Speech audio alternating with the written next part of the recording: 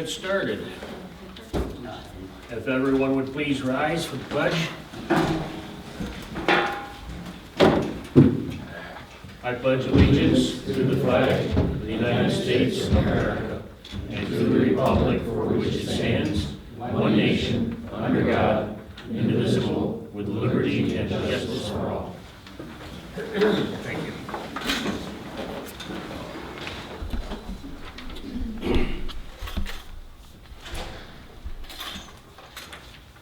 Okay, minutes from last month. Everybody's had a chance to look those over? Yeah. We're all set with those? Just so you know how the way is for farmers. Unfortunately, Mr. Bennett is putting in a long hour trying to get some crops off the field tonight before we get all this rain coming in. So they're busy, and that's why Mr. Bennett's not here this evening. Our town attorney is absent this evening as well, and that's because he is out of town. And our town superintendent, you know, or should know, that he had a knee replacement and he's still recouping. So we have 3 key people that are missing this evening. Okay, now, I'm sorry, once again, minutes, everybody's looked the minutes over? I move to accept them as written. Okay, Tom moved, who, second? I'll second. Larry second, all those in favor? Aye. Opposed? So carried. We'll come back to the bills in a little bit. Water District 9, it is still hung up in the state comptroller's office because there's one last issue or hurdle we have to jump with that yet. And Tom and I are going to be meeting tomorrow along with Maureen, and Dale will hobble in for that. And that's because it has to do with water districts 1 through 8. Comptroller's office wants to make sure that we are not in the negative on this, that our debt service and our income off of those water districts, it shows that we are able to pay everything off. They don't want us to become further in debt, which is understandable. So we will be meeting with them tomorrow to straighten out things with the water districts, check them all over. And then hopefully we can get this off the comptroller's office and get things rolling for Water District 9. Now, last week, we had a conversation about the proposal with Window Engineering to investigate the benefits of the county consolidation of the water system. And they've asked each of the towns and villages in the county to put in $2,000 for this investigation into how we can save some money by consolidating some, not all, but some of the services within the county. We tabled it last week. We've had a couple of phone conversations, especially with Chuck Nesbitt. And at this time, I'm asking for a resolution then to see about us becoming part of the rest of the towns and villages to support this project. So do I hear a resolution? Make a resolution that we jump into this with them.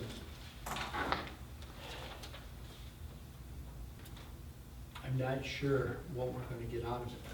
If we don't do it, we aren't gonna know. And the thing is, reading over it bothered me a little is, it didn't seem to where a lot of the cost or maintenance is gonna leave the town. We're still gonna be responsible for those water lines. This would be in billing, reading meters and stuff like that, so I'll move for it. I got my own reservations on it. And this is just to see how it will benefit all the towns. We won't know unless we get involved with it. What's the difference between a motion and a resolution? Define Like for how me. a bill becomes a, law, you have to make a motion. You get Make a second. motion to make a resolution? Okay, can I have a motion? Just motion. Okay, Tom motion, second? Larry second. All those in favor? Aye. Opposed? So carried. Now I make a resolution? It is a resolution. So why don't I just say motion every time? You Should can- have. I was told make resolutions. Okay, I'll cross out resolution every time here, and put motion. It sounds better. Wait, I'm going to get corrected again, guaranteed. Not tonight, but. Okay. Then, under new business. Everything is all taken care of with that, right? Unanimous. Pay, okay. Yes, pay the county. Yes, you're sure? Positive? Absolutely. Well, no, Here, I will never swear to that's that. that advertisement, we give him candy, changes when he's happy, he get Have a hers. Snickers. Oh, yeah, have a Snickers. Have a Snickers. Oh, yeah. Okay, new business. Mr. Edward Carey, who flew in today from New York City, and he is going to talk about two programs. This is a program I heard about when I was at a conference in February from the Association of Towns, and the Association of Towns support this as well as the mayors, village mayors for New York State. This has to do with energy savings. They have two different programs he's going to talk to you about. One has to do for municipalities, and the other one has to do with residents. So, take it away, Mr. Carey. Thank you very much. Good evening, everyone. Supervisor, thank you for allowing me to come back here. I was supposed to schedule to come here about a couple of months ago, and unfortunately I was double booked, and looked at my calendar. You were on it, and I was also having a presentation in Orange County, and I didn't have enough time to get up here in that time period, so I apologize for that. So thank you for allowing me to come back to present, and the council also. You want a can? I'm good right now. Okay. Exactly what the supervisor was saying. I'm here to talk about two programs that is going throughout the state. I'll give you a little bit of background myself and then the company and how we work today. I've been in the energy business for literally my entire life. My great-grandfather worked in energy. My grandfather, my dad, I went and walked in their footsteps, and I'm still going that, and hopefully my children will follow in the energy business as well. My career is basically, I worked for my family for a while, then I worked for the city of New York doing all the purchasing under Giuliani and the Bloomberg administration in the city of New York, and then from there I went and worked for Amarada Hess for several years, and then I joined a company called Good Energy. And Good Energy is a national company. We have 5 offices throughout the country. We're in Boston, headquarters in New York City, Peoria, Illinois, Dallas, Texas, and LA. And we do very large, big box stores out there. We have massive real estate throughout all the big major cities and stuff like that. The company was created in 2000, and I've been with the company about close to 14 years now. And I guess in early 2007, 2006, we started getting involved with government. And our first government deal was Edison, New Jersey. We did very well there. We got introduced to the state level, and now we manage about 300 municipalities in the state of New Jersey. From there, we went west and in the state of Illinois, where we've done very, very well. And we probably manage close to 400 municipalities there, doing all their energy buying, if it's natural gas or electricity or whatever. And in the state of Illinois, that's where we got introduced to a new program called Community Choice Aggregation, CCA, which I'll get into. But I first wanted to describe the first program is, we're an energy consultant broker firm. And again, we manage way over 1,000 municipalities throughout the country. And we're a big company, and we have a very sophisticated trading desk running down in New York City. We are the largest broker firm out there.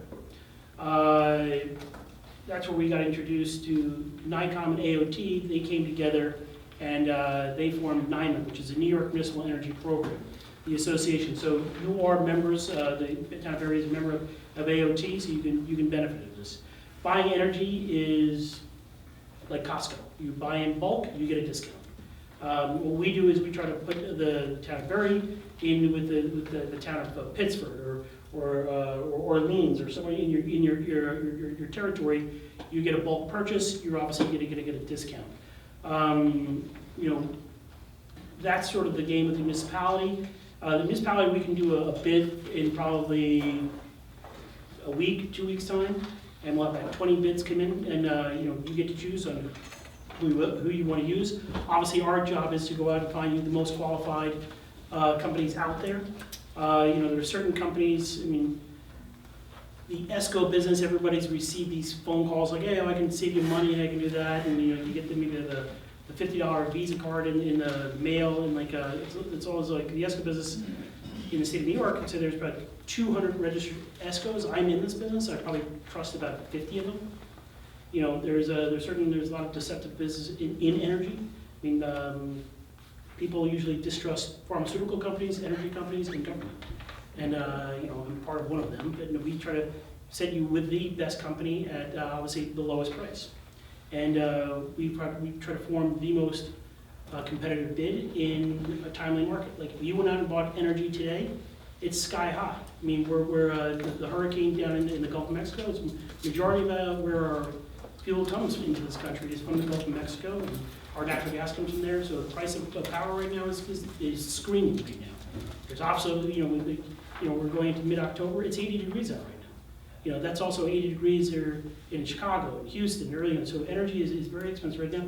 But with the weather, it'll cool down. The storm will leave. That price will come back down, and that's where we can probably get a sweet spot, and we'll get a deal done. So that's on this one. So the other program that's been brought into the state of New York is we are one of the people who actually brought it into the state. Is when we started opening up the Illinois market, we were introduced to CCA, which is called Community Choice Aggregation, and that's where the residents all come together.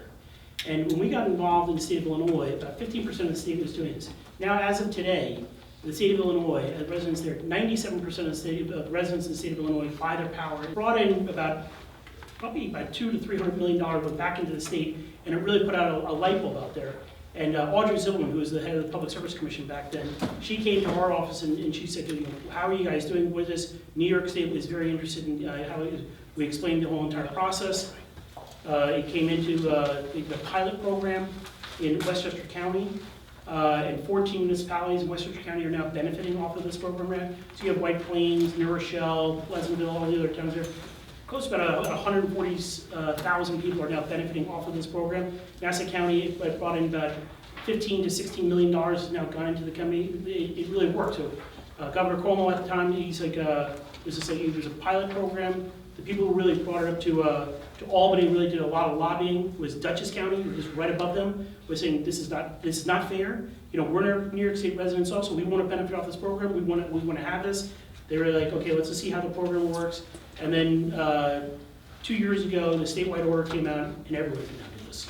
So, and what it is, it's just like your municipality. You're consolidating all of your accounts together. You're getting a bulk purchase, and you're going out into the market, and you're getting a discounted rate, a discounted fixed rate. Utilities are not allowed to give you a fixed rate because New York is a deregulated market.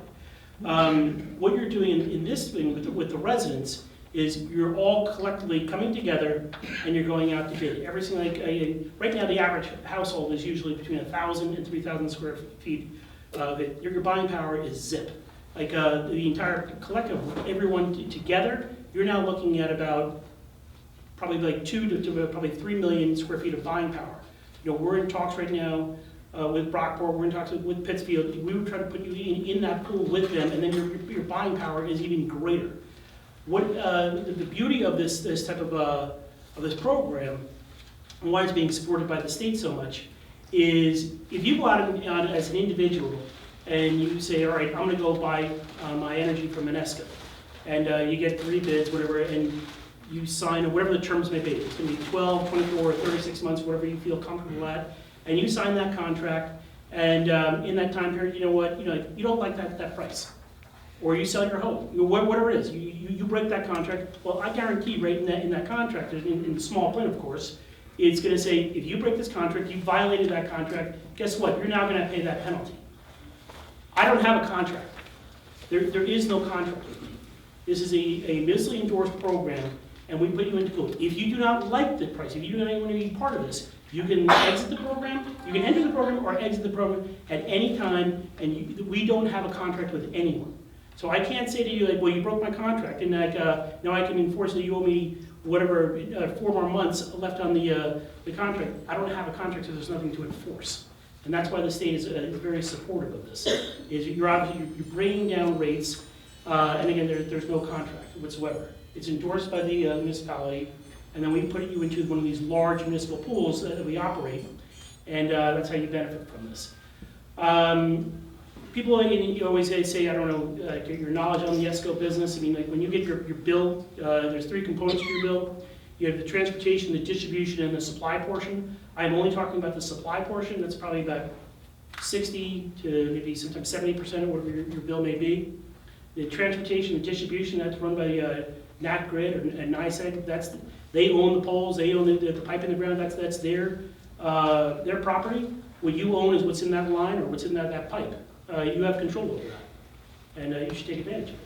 Right now, you're at the mercy of, everyone opens up. Some people look at their utility bill. I typically don't. I just pay the bill, and like I live in a small apartment in New York City. But so my rate and everything is pretty low. But you'll see next month, this storm is going to jack it up. If you have a fixed rate, it basically acts as an insurance policy. We're going to come back here and say, we're not here to say, oh, we got you 3% savings. For this program to work, we really have to come back and say, all right, we went 5, we went 10, we went 15. In the state of Illinois, we had 30% savings on townships. I mean, that acted as a massive stimulus program for a lot of these townships. These places out there, like where we had like millions of dollars in savings, and that acted as a stimulus. That money came back in the gas station, the local bar, the barber shop, whatever it might be. It came back in. This program also, because of homes or your usage is very small, it can help you some of your local businesses too. Deregulation, when it was brought in here 20 years ago, private businesses have generated tremendously. They've done a great job. Probably about 85 to 90% of private businesses buy their energy in this type of fashion. It is literally 180 degrees the way residential, how they buy it. Only about 15 to 10% of people buy their power on it with an ESCO, because the savings are, the usage is so small. And what we try to do is, we come back here with, hopefully a 5 to 10 to maybe a 15% savings, and you're probably looking at about a savings per household, $150 to $200 per household. So you're knocking off another $27 per month off your bill, hopefully. At any time, energy is a sort of a complex subject, but if you want to ask me a question, please just raise your hand and interrupt me. Sort of my, I already told you about how NIMEP was brought together, was AOT and the Mayor Association came together and created this statewide program. We've done this program, I think 380 something times in the state of Illinois. We've done it another, I couldn't even say 25 or 50 in the state of New Jersey. We have another 100 to 200 in Massachusetts. We do parts of Boston. We have Brookline. We have a lot. We have probably about over 3 million people on contract with this type of program. You're not a guinea pig to us whatsoever. We've done this multiple times.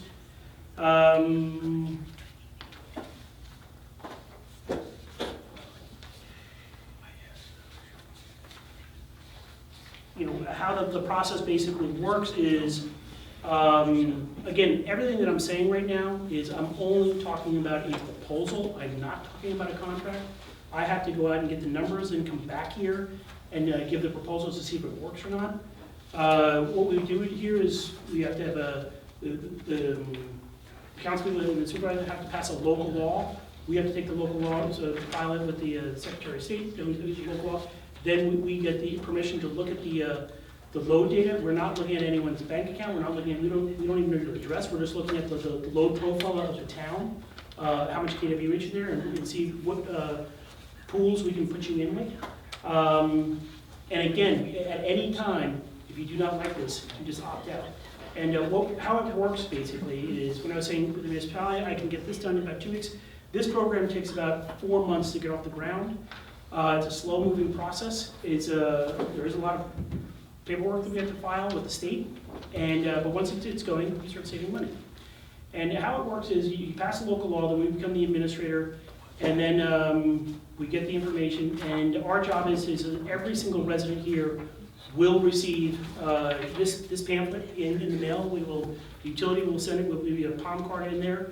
We will also be advertising in your local print, in your local cable. If there's billboards, we've done it in multiple towns, whatever it is, that is our risk. This is the municipality, not a dime comes out of your town hall. We pay for all of that. That's our risk, is we feel that it will be successful.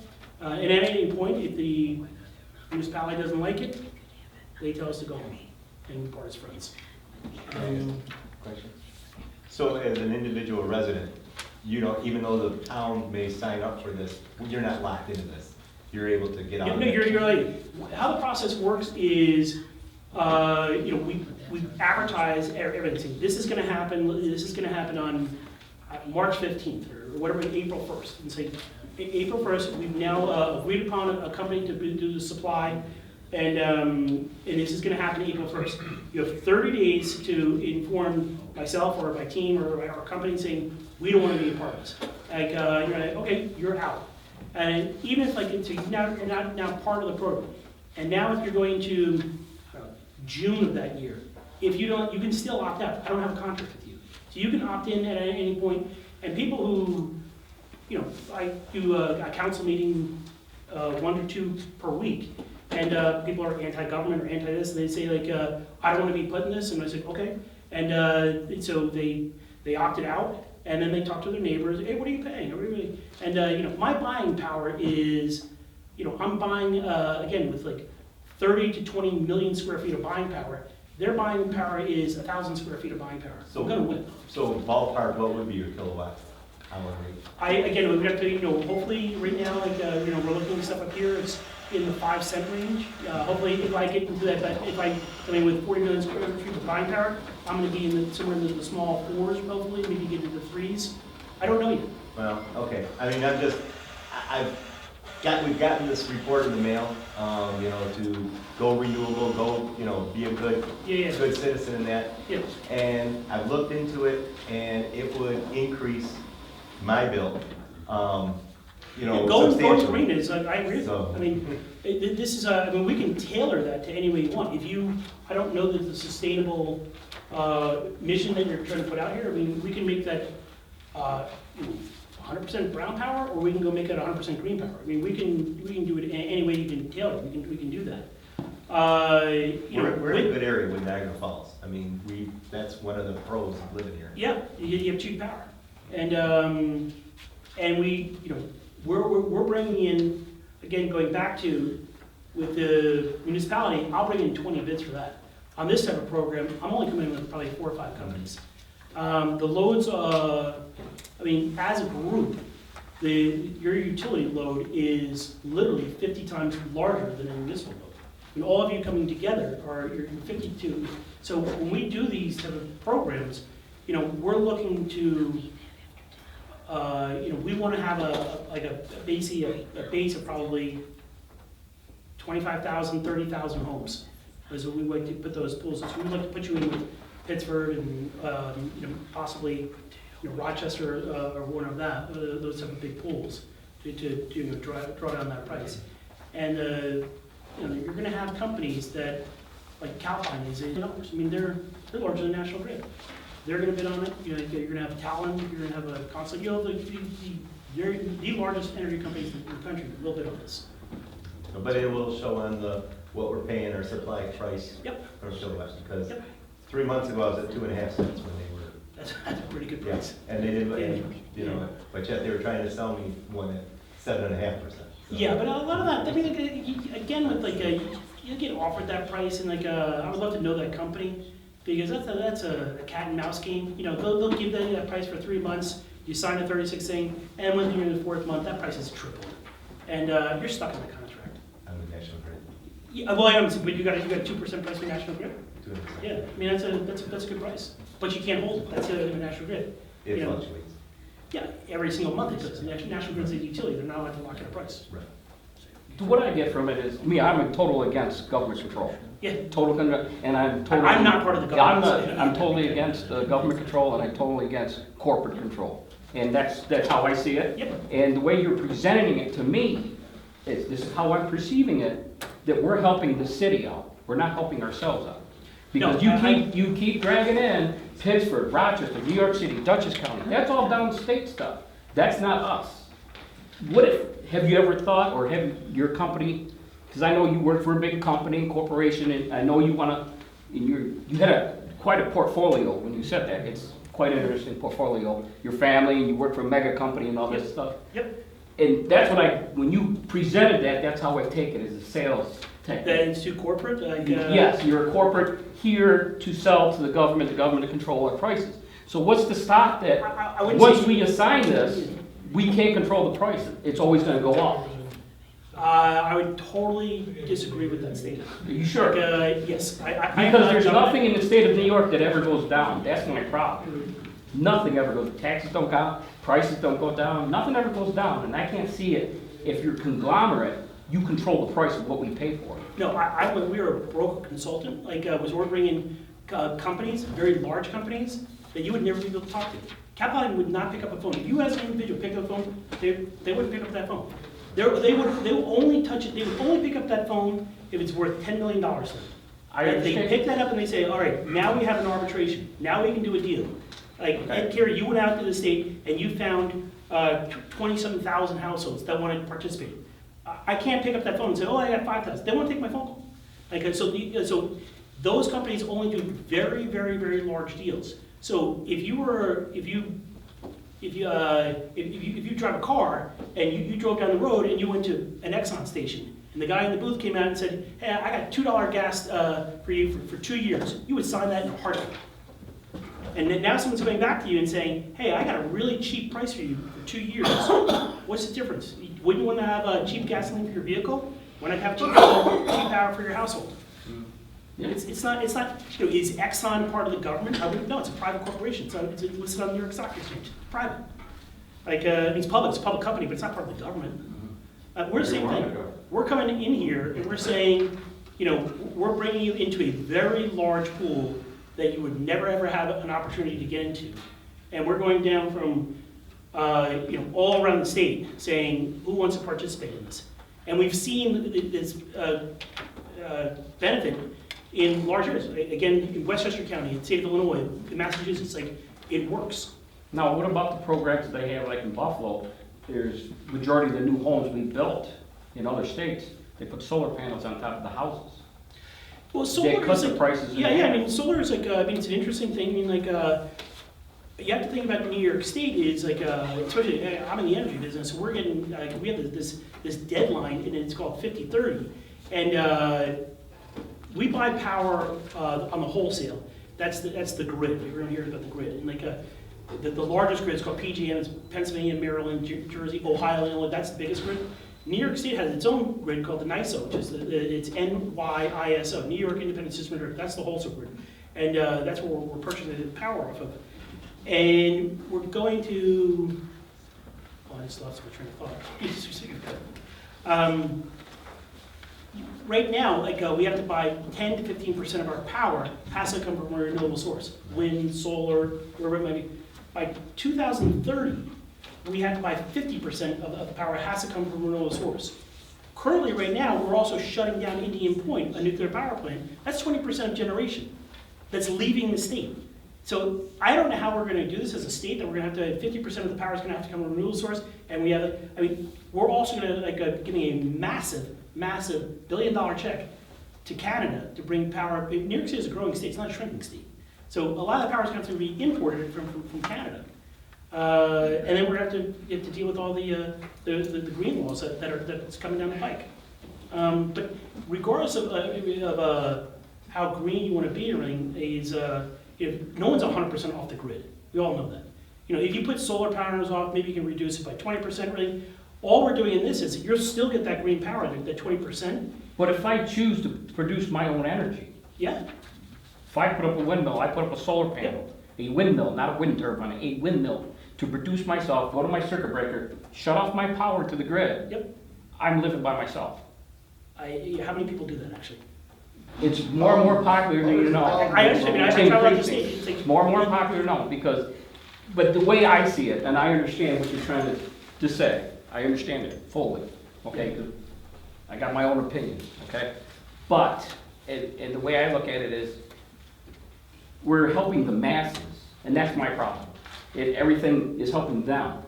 And I understand you're saying it will lower ours too, Yeah. but in my mind, that's how I see it. I'm an individualist, that's how I look at it. That's, Okay. Maybe That's, like, that's just me. Anyone who does have solar or wind or whatever it may be, it's like, the meter is gonna, whatever that meter is, that's all you're responsible for. So if 20% is coming from a renewable source and 80% is coming from national grid, all you're doing is you're lowering that 80%. If you wanna increase it, you have a lot of acreage and you wanna put up a solar farm, and you reduce it by 75%, congratulations. Solar is, it's a 20-year commitment. Not a lot of people. Well, there's 3 people I work with that just put a farm in their backyard.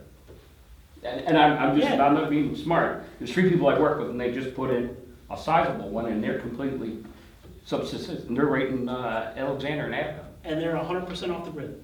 I don't know how they do it. They got some that they're selling it back. They're and- selling it back, but it's a Yeah. 20-year commitment. Yeah. So like, you can get the equipment for free. Yeah. And, but that. Well, no, they You're not purchased, getting anything for free. no, they purchased the equipment It's a themselves. 20-year commitment to Someone the else is company. paying the bill if you put panels on your house.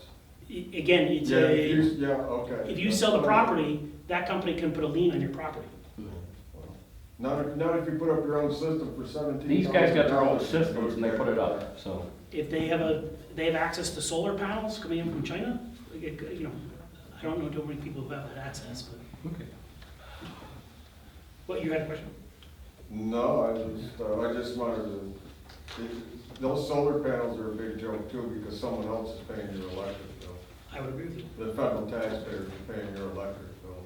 When your meter's running backwards, someone else is paying the bill. That's the reality of solar. Unless you're independent, which for about $17,000, you can do it, batteries, and that would even get you a standby generator to charge your batteries when the sun isn't shining.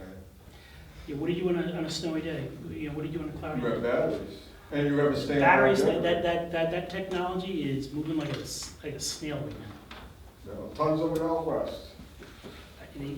Silicon Valley it doesn't. I'm talking California, that's the land of fruit and nuts. So, Now, do you have other people that are, do you have competitors? We You have, just are one other more- competitor, is we brought it into the state. No, I And, mean, are there other yes, brokerages that Yes. do this? yep. And they're based out of Saratoga. And they had their implementation plan was approved by the Public Service Commission. And our thing is, we've done this 1,000 times. They've never done a deal, not once, not ever. So you guys can't take the crap without the state? Is that it? I mean, you can't do anything without, they were approved by the state. Nobody's like private, or you have to go through all. You have the Public Service Commission, they are the watch, Okay. they're the regulatory, that watches me. And they are very strict on what I am allowed to do. I mean, I have to, I have to come up here and physically, there's gotta be a public outreach. The 60-day public outreach has to be done. We have to report that to the state. We have to come up here and have another, I don't think the presentation even counts, but I have to come up here and do another public outreach for public general comment. And then you have the 60-day outreach, and then you have the 30-day people who don't want to do this program. And Are we have to you report being all paid that. by the state to be here? No, I work for No. a private company. Private company? Yeah, I work for a company called Good Energy. We won the I bid. heard that, but you keep saying, well, the state this and the state that. And Oh, I'm just talking kind of about. like this guy, I mean, you know, do I trust you? No, I don't trust government at all. My point Even at is, the lowest level. my point is, we don't need more bureaucracy, we already have more in the, my electric bill's cheaper than ever it has been. Then if you don't want to be in this program, and, But I mean, I would think that, I don't know who else is, I haven't heard anybody complain about their electric in probably 7 or 10 years about. because their it's bills. it's a new residential program, people who are on a fixed income, and literally, if you have a polar vortex that come through, or if you have a heat wave come through, and that goes up by $100, there's some people who can't afford that. Never has my bill jumped like that. I'm not saying you, some individuals who are on a fixed income. Uh, Nobody's How going many to. communities in Western New York have already signed up? In Western New York, I mean, we're talking with Buffalo, as of like, Going from Buffalo to. doing the CCA program, I don't know of anyone, I mean, they're in talks with, Lackawanna wants to do it, I mean, we're going back there. Regarding the municipality, I mean, we just signed up, Barry 2 weeks ago. Excuse me, not Barry, I apologize, Orleans, we just signed them up, Orleans County. the township. About probably 3 minutes ago, where again, I met we were at the Orleans County, the town supervisors all came together, and that's where I presented. And we got a very good response there.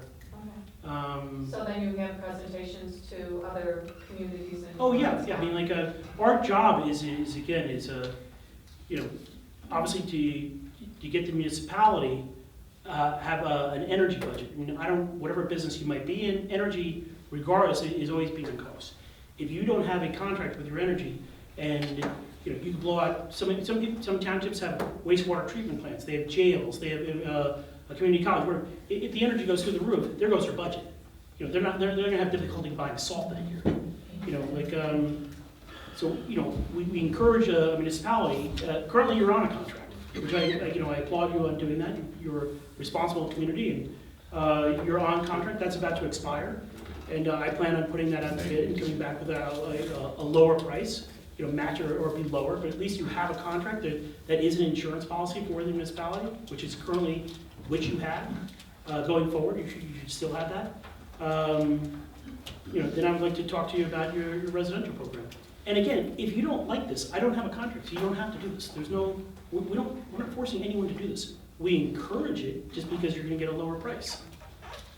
You know, you can go to a deli and buy an apple for $1. You can go to an orchard and buy a bushel of apples, and that apple is probably worth 25 cents. You know, you're coming together as one. It's a Costco thing. You're buying in bulk, you're getting a discount, and you're not tied to it. About as simple as it gets. What's the, MEGA is an acronym for? It's a municipal energy, we took it over. Oh, you took it over? Yeah. Oh, okay, so you now have the County of Orleans. Okay, well, they still, those accounts, like, we're not, any account they have, they keep, but the organization basically was with AOT, and they parted ways, and then Jerry guys formed a partnership with Nikon, and the mega thing came with us, and then we renamed it NIMA Okay. in January. Because the County of Orleans does have a contract, they've had a contract, I don't know, 10 or 12 years now. Yeah, I With mean, like, MEGA, and they've done nothing but said how much money that MEGA has saved, you know, the Orleans County, all the buildings and everything Yeah. that they have, their municipality. the guy who runs that company, Gordon, very nice guy, and my competitor, I see him around trade show. He's recently retired. And I think there's a couple of people that are doing this. You know, they're a good company. I think there's So- 10 people. Our difference is we're just bigger. It doesn't matter who we go to, if we went to MEGA or went to you, it'd eventually, it'd come out of you guys, right? Because you said you've Yeah, taken over you MEGA. went to Mega, you went to me, yeah. I mean, I just think like, with us, we have a bigger team. We have access to more product out there. I mean, I know their book, they probably represent probably 20 or 50 companies, we probably have 200 under our sleeve. There's certain, like EDF, that's the largest utility in the world, it's electric heat appliances, and now doing deals in the States, we represent them. We have Shell, California's the only two people in the country that represents us, and Schneider, which I told you about, they don't have access to that. So we have access to more generation. Gentlemen, you have any questions for us? Could I possibly ask a question? Yes, ma'am. So you're the supplier? We're the broker consultant. Okay. The supplier, like, you know, we would have to get the load data, and then we bring it to the suppliers. And then that's where we sort of tailor the product. Do all like your company, does everyone in New York State belong to the New York Municipal Energy Program? Do all, like Ambit, Ambit, we complete state, we 100%, Ambit, to me, is, I do not deal with that company whatsoever. If you look on the Public Service Commission website, they are loaded with complaints. They come to us all the time wanting to bid into our risk programs. We tell them no, we do not want to deal with them. I guess I don't quite understand. Ambit is it's a very small company.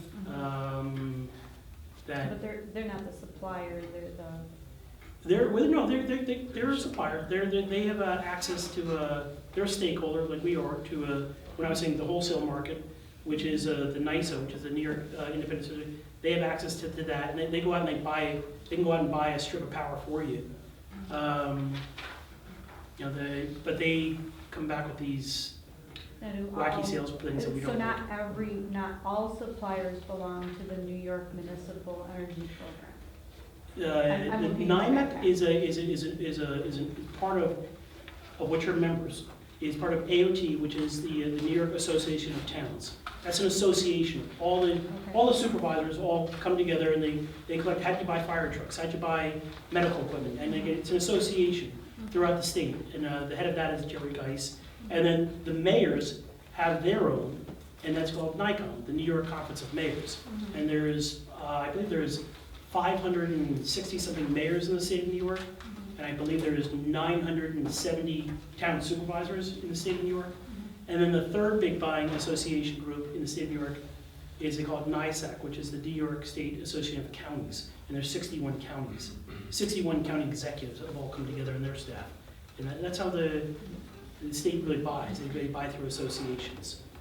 So if you're a township, do you buy your insurance through a NYMER? All right, so we're identical to that. So you're part of NYMER, which is So it's a group. Huh? It's a group then? Yeah, it's a buying group. So NYMER is like when the township of Barry goes out and gets their insurance, they're going into the insurance pool. It's a multi-billion dollar, 900 and something townships come together and buy insurance. That is a lot of insurance, and we're identical to that. We're going out and getting, you find these energy pools, all the townships come together as one, and you're buying a lot of pencils that day. And each group has to, New York State mandates that each group has to have No. a certain percentage No. of wind power. Well, no, yes. The state does require that, and they're trying to increase it, while at the same time shutting down a nuke plant. I don't think it's the smartest thing, but that's what the state's doing. They're trying to make the planet greener, which I encourage. But in such a short, 2030 it's 12 years away. 50% of the power is going to have to come from a renewable source. I don't know, that's like building an atomic bomb. It's like, we're under a gun to sort of get this done. But you're seeing more electric vehicles come on board. And every municipality now has an EV station in a lot of these places. So, we are slowly trending towards that way. So your energy consumption will be bigger at home. Because of electric cars. Electric cars, yeah. Jeepers, it's one thing or the other. Yeah. So, Okay, thank you very much. You clarified. so, Thank but you. right now it's between 10 and 15%, and that's going to be increased to 50%. Who does anybody then pay their power bill to? That's a great question. So the utility, they call it POR, and that's an acronym that stands for Price of Receivables. So the utility handles all the finances of this transaction. So you're still going to get one bill, and that bill, when it comes to your home, is going to be usually on the second or third page. And there's a line item that says your supply comes from this, from wherever it could be. If you're on an index rate, the National Grid is saying you're with National Grid.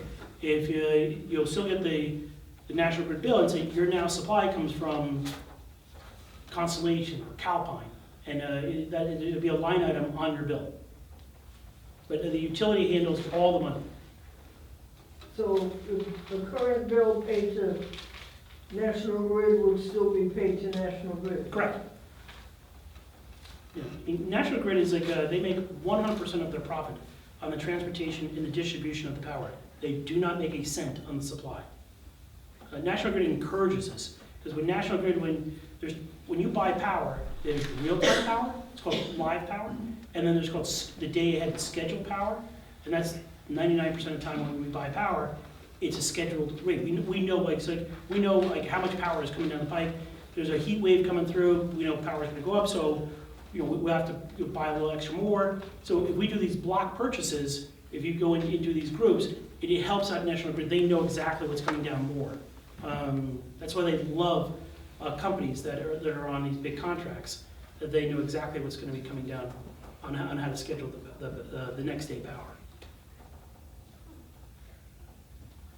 I mean, there's a lot of questions with this. I understand that. This is my business card. Please take one.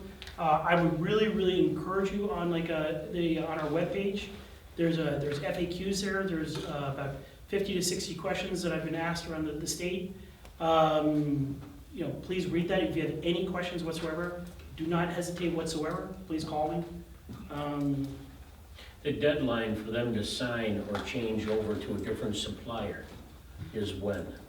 There's no deadline. I mean, like, it's just like I thought once a year you only have a window where you can sign up for another supplier no, for the next year. no. We can do this at any point in the year. I mean, I would not encourage you to do this in January. You know, it's just, I mean, when we buy power, I mean, daylight saving, it gets dark at 4 o'clock, so people are using more energy. So again, it's you know, the price goes up in January and then it comes down. Then August is you know another bad time to buy power. That being said, you know, one of the lowest times we've ever had was like 2 years ago. Was you know, we had a massive dip in January. I mean, majority of the power that we're buying now is natural gas generation. And as we all know, I mean, there is such an unbelievable, insane amount of natural gas that's out in the market right now. I mean, power is cheap right now. I mean, if you go back 2008, you know, oil was at 150 bucks. Oil's now, it went down to 33, now it's at about 70, it's climbing. But natural gas is, we don't import that. I mean, we're now exporting a hydrocarbon for the first time in 60 years. I mean, there's, you know, Taiwan is buying our gas. Poland is, they're so scared of Russia that they're buying our gas now. You know, there's a massive drought in Europe right now. And a lot of energy comes from hydro in Europe. So they can't fill that gap right now, so they're buying our natural gas stuff right now. And, but we've always, in all of our lifetime, we've heard, you know, how do we get energy independent? We're actually hitting it. What happened to all that renewable energy in Europe? I thought that was gonna save them. I mean, Germany is very, They don't need hydro, they have, no, I'm saying like England, Ireland, they have a lot of hydro there. France is about 90% nukes, so they don't really go green in France, but Germany's is, they have tremendous, unbelievable engineers, but Germany's a very green country. Poland is not. Spain is broke. Iceland is the Norwegian companies, they have a lot of geothermal there. So like, they're pretty self-sufficient, but yeah, where the bulk of the population is they're burning a lot of gas, and they're taking our gas because they're scared to buy it from Russia. So the turbines aren't working. Oh, no, the wind, yeah, they're working. I mean, the technology is going to get, I think, better and better as we go further. I mean, producing wind power right now is, you know, if you go back to like 2008, I mean, power was at 17, 20 cents a kWh. And then wind came along and we got it down to 13. We're like, oh, everyone jumped into wind. Then because of fracking, like we brought this product, I mean, we didn't even know how much we have. Now we have a surplus. Now I'm buying power at 2 cents. And you know, it's cheap. You know, wind power has now gone from 13 down to probably 9, but I can destroy, you know, wind generation. I can cut it in Germany half. said because of wind and solar, they're using more fossil fuels than ever before. Did you know that? Wind and solar, well, I mean, yeah, I mean, if you want a So solar they've been panel. headlong into all this renewable energy, and then now they can't stabilize their power grid because it's very hard to regulate it.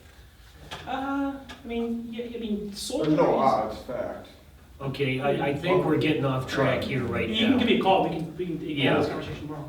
We're getting off track here a little bit. You were here to talk about what you can provide for the municipality as well as the citizens in the town of Barry as well. What we can do, and Lee, you're listening, is that we can put, he's also got, he sent me a link for a little YouTube link for the company. We can put that on our website as well as some of this information on the website, letting people know in the community that they can contact you. Yep. And then, there's no commitment, there's no contract, correct? That is correct. So they can just inquire to see about the cost of how much, well, you're gonna have to have like a sample of their bill, correct? Yeah, I mean, like, for the municipality, I'll come back with a bid for review in about probably 10 days, or if not less. Right. Regarding the residential part, it's a chicken and egg type thing. You gotta pass it to the local law, we need to do it. And again, this is not a contract, this is a proposal, I have to come back to you. And, so you have to pass the local law first. Which you have given I've to given me you, here. and again, the municipal attorney, can, he or she can slice I'll and dice have, it. Lance can take a look at it first. And then we come back with a proposal, and it's not, it works. I go back to this is probably 3 years ago, like, we did a deal in New Jersey, it was in Gloucester, New Jersey. And the mayor there, the guy's name is Dave Mayer, so I don't know his mayor name. And, so we did a deal there, and he had a 3% take, so let's do this. And we said, we're not, that's, we find that to be too much risk, and again, like smarter mean, and we said, we're not gonna do a deal like that. He waited about a year, and then we got into a 12% savings, because now it's strike, so you can do this deal. And because he had the local law on the books, we transacted within a day.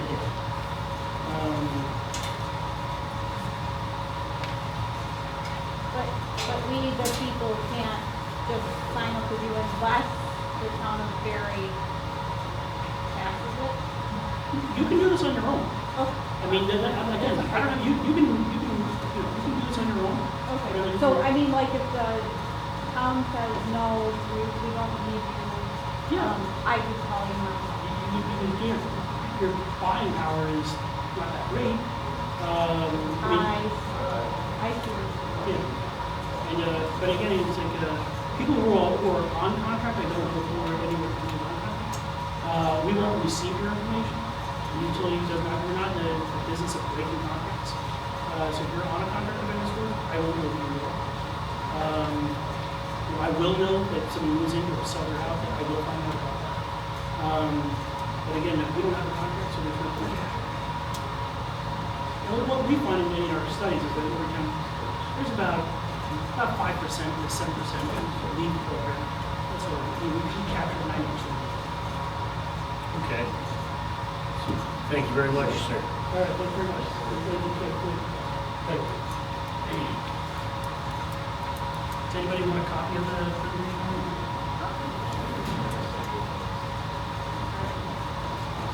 Any other?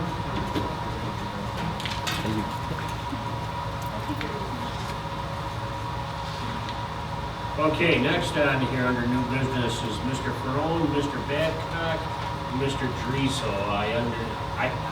I assume you all want to discuss one particular topic. Yes, we do. Yeah, okay. You want me up in the front of the room, I'll shut it back again. See, it's starting to get warm in here, ladies. Well, about a month ago, there was a weather course. We periodically go out with the fire department or the fire district, and we run fire hydrants in our district to see what the flow of water is. 4 weeks ago, we went out, we ran 4 hydrants in 2 different water districts, the last 2 water districts that were that were installed. And we ran each hydrant approximately 4 minutes to find out what the flow of that hydrant is gonna be, so that we know where we have good hydrants in the town, you know, for what type of structure we can fight, or what type of fire that we can fight. In that approximately 16 minutes of running the 4 hydrants that we ran that night, we plugged our screen with rock and asphalt. This is very detrimental to the fire engine pumps, because the fire engine pumps are basically built out of brass. And the rocks that we were putting through the engine that night, luckily, it was our oldest engine that is being replaced in April. We really don't want to do this to a $556,000 engine. So what can we do as a town? When the water districts were installed in the town, was there a set of monies that was put in the process to flush the water districts? Because these hydrants that we were running, 2 of them were on the brand new line and 2 of them were on the line that was installed approximately 2 years ago.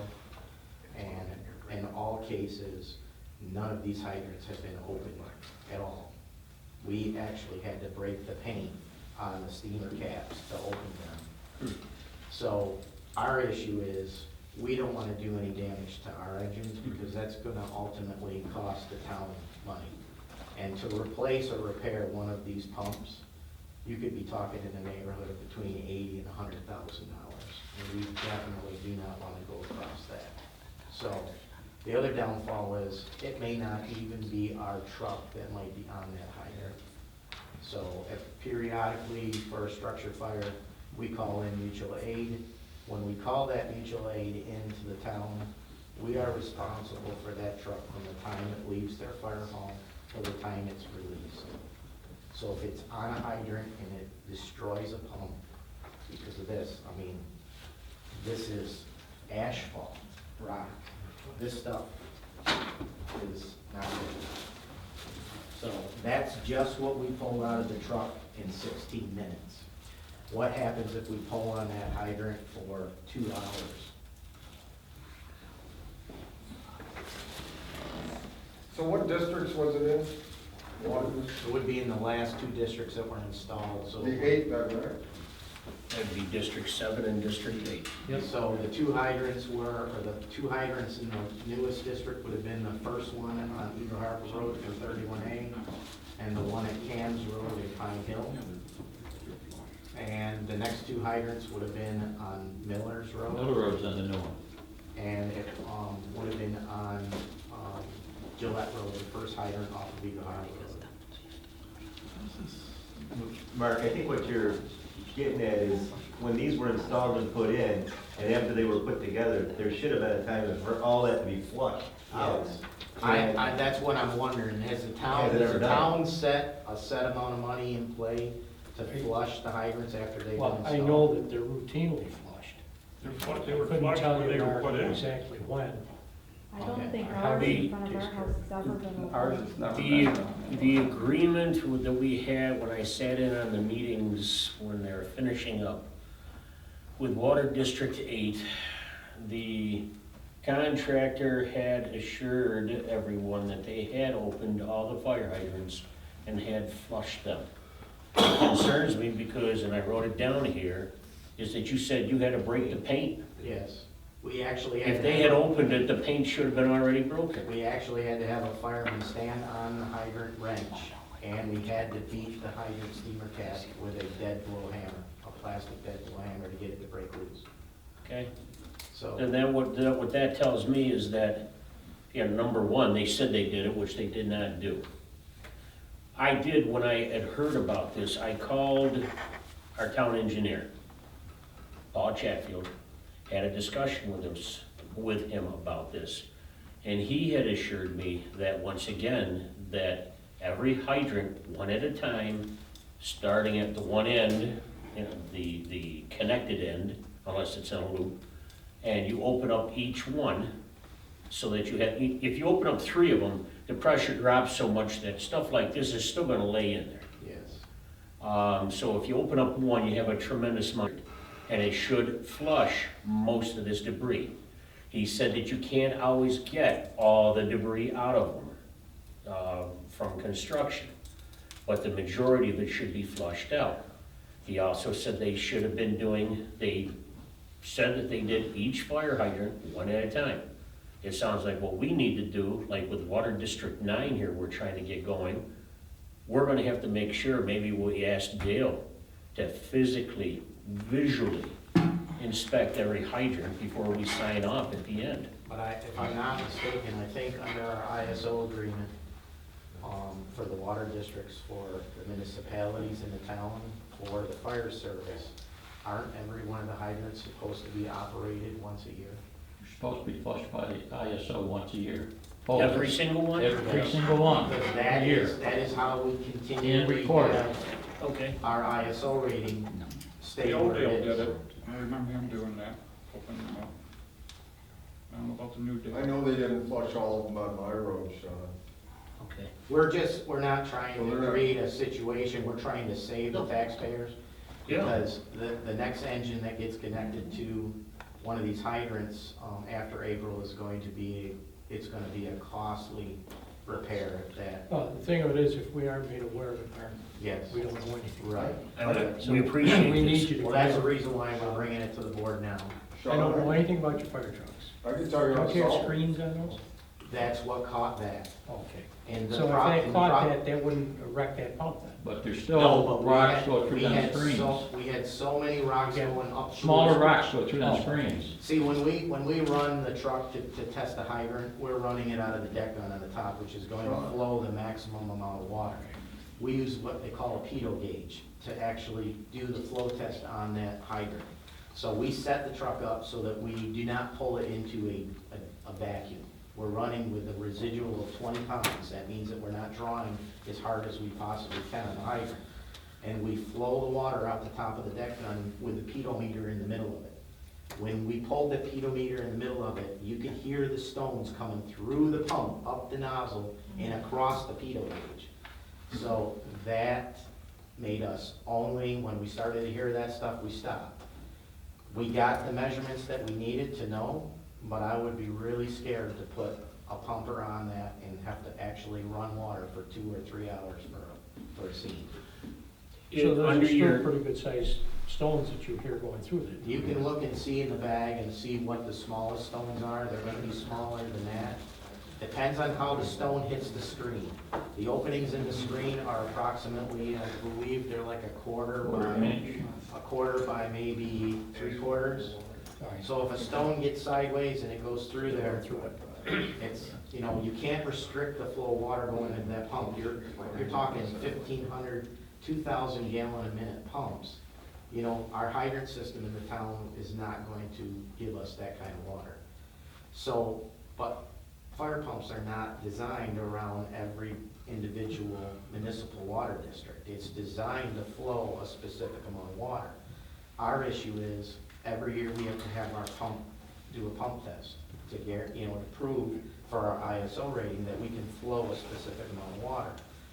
Every time we put that kind of stuff through the pump, it takes a toll on that brass impeller and that brass housing.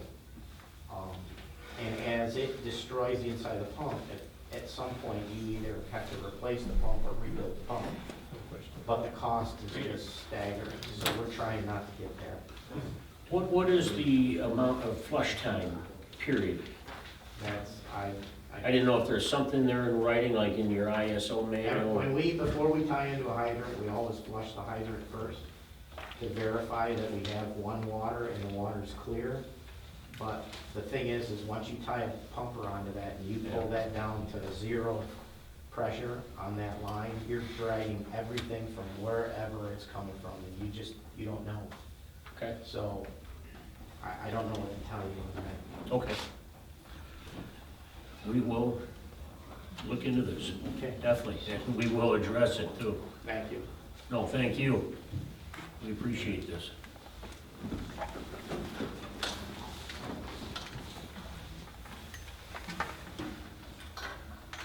Ms. Turner?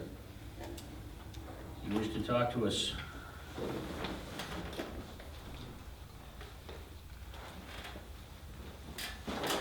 Actually, I have a birthday present to the town of Barry.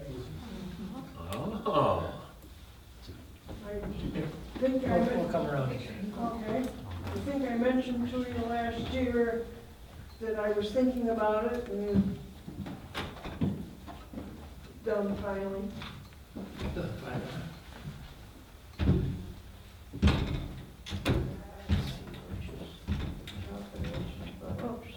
My luck, it'll be upside down, so Alan and I have to stand on his head to do this. there you go, there's the top. Wow. That's good, you covered your face up. Town of Berry Bicentennial, 1818 to 2018.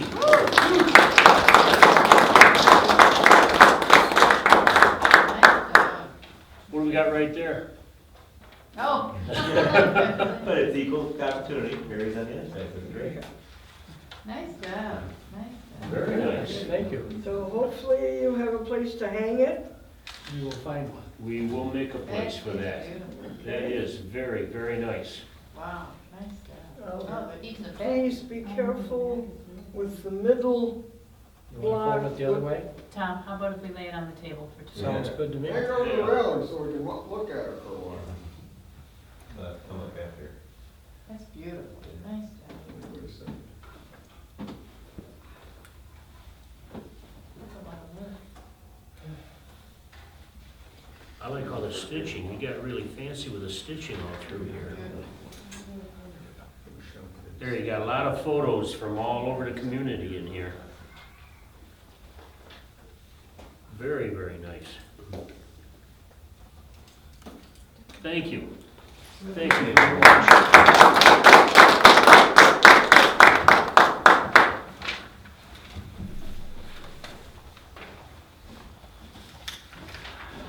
Okay.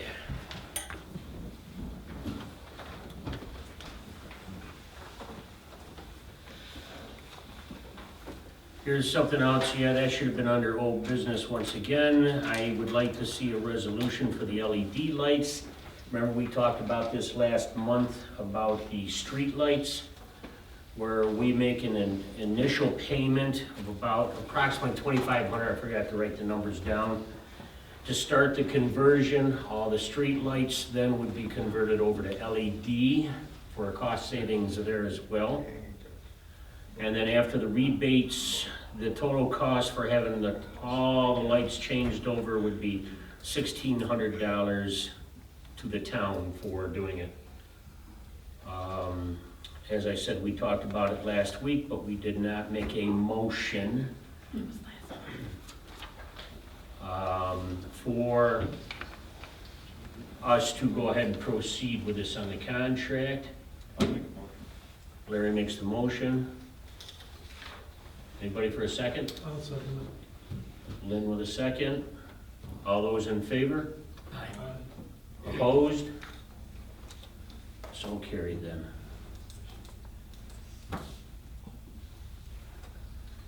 Okay. Next, we received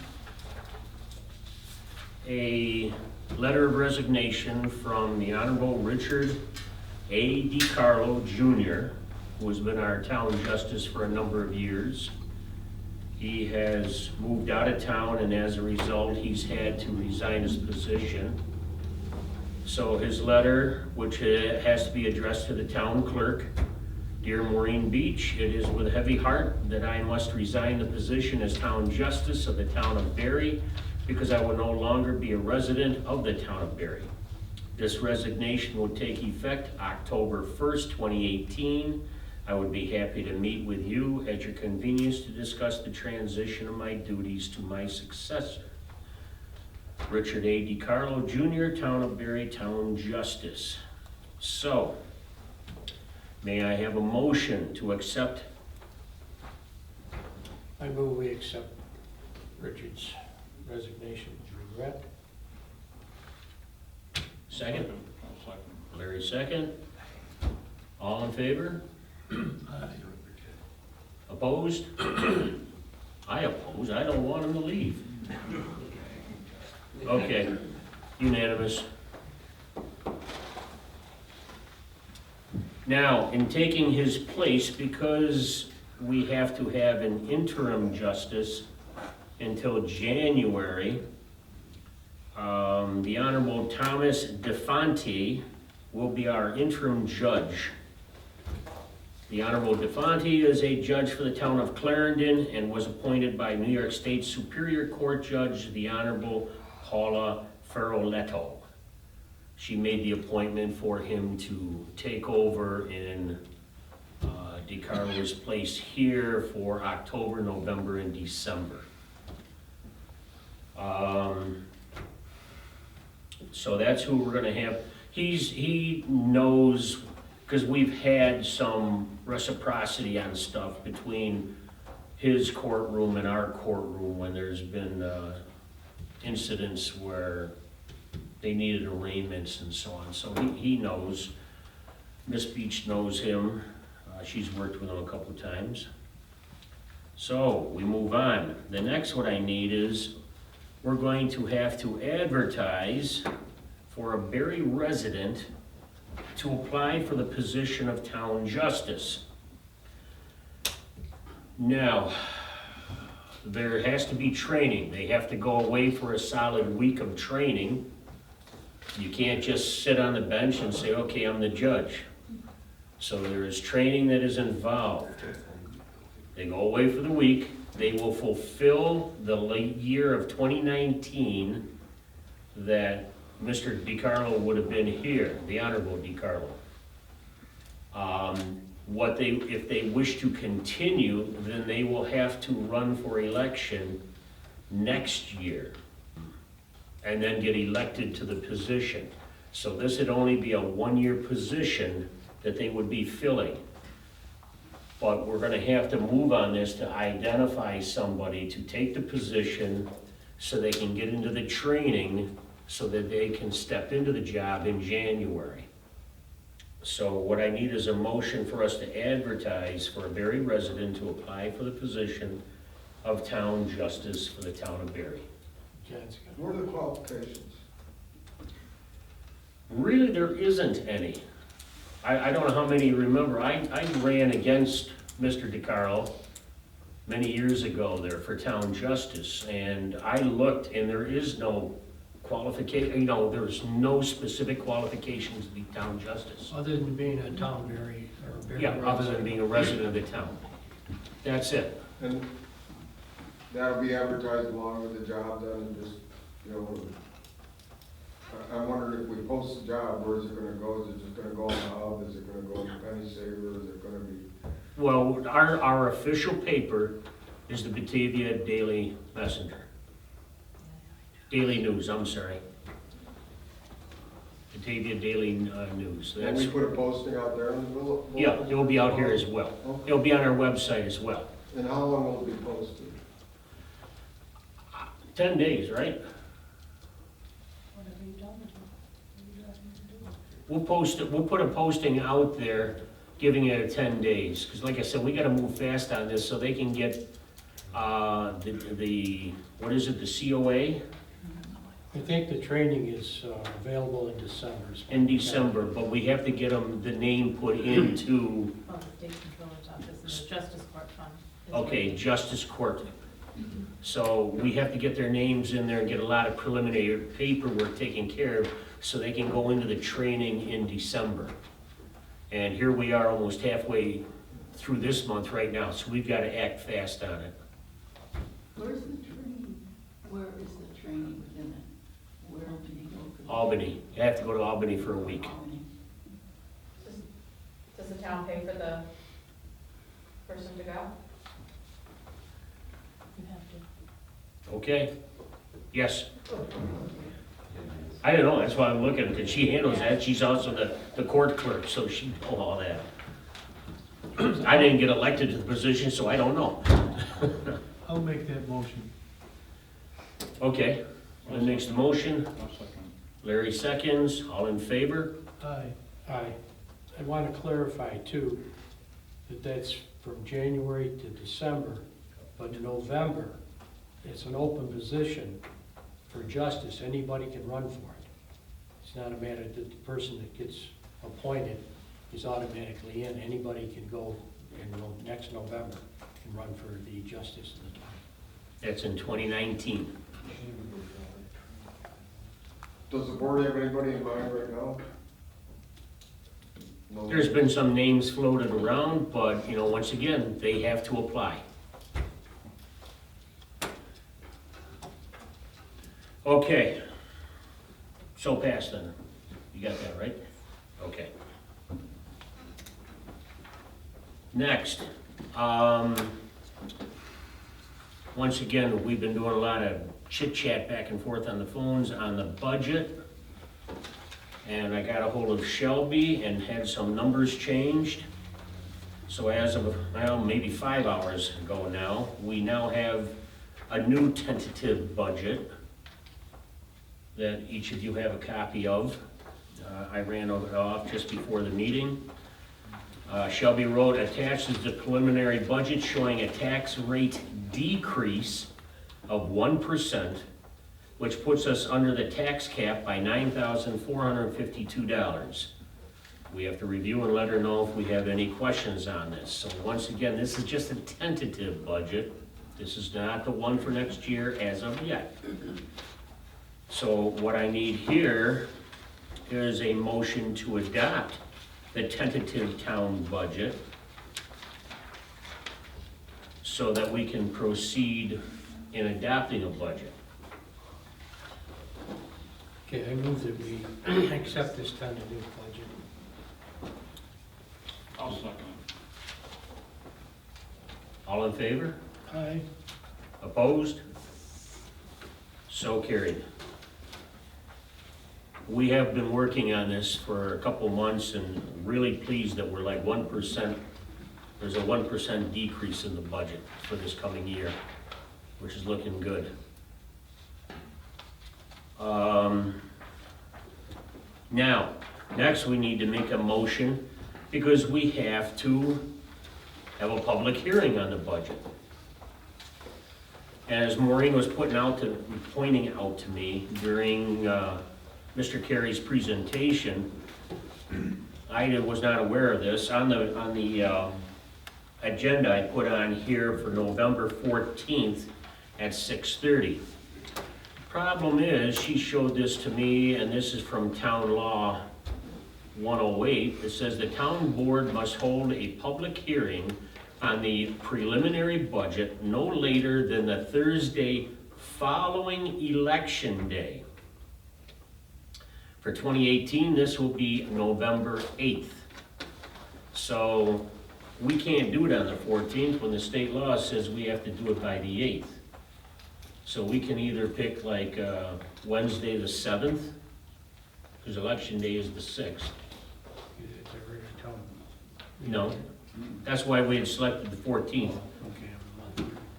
It's the week prior to our board meeting. So we could change that to Wednesday the 7th or Thursday the 8th, where we can have the public hearing. And then we will vote based on what we discuss at that or find out from the public at the public hearing.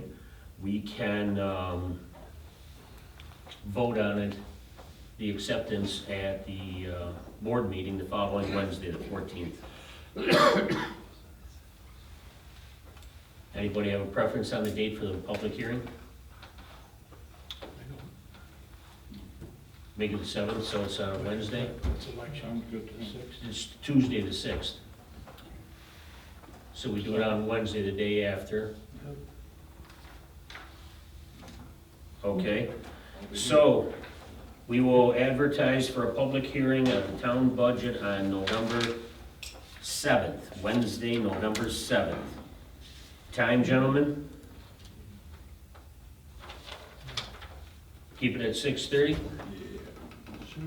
Okay, 6:30. How's it for everybody to get here by 6:30 if they want to look at it? All right? 6:30. 6:30 it is then. Oh, just kidding, I know, I got it right there, I got motion. Motion, see, right there, I crossed out resolution, put motion. Okay, so, can I have a motion, please, to advertise a public hearing on the town budget, which will be held on November 7th, Wednesday, November 7th, at 6:30 PM. I'll make it. Lynn, made it. Second? I'll second. Larry, second. All in favor? Aye on the resolution. Lynn? Okay, thank you. Unanimous. Opposed? Okay, thank you. Anybody want chocolate? Oh, grab me a Mr. Goodbar here. I have goat's berries, if anybody wants goat's berries. I'm sorry? Goat's your pears. Keep your berries to yourself. If anyone will admit that they're over 50, they should be out. If you put chocolate on them, I might consider it. Put them with your cereal with a little honey, you don't even know you're eating it. What they do for your body is wondrous. So is this. That's bad sugar, so. Okay.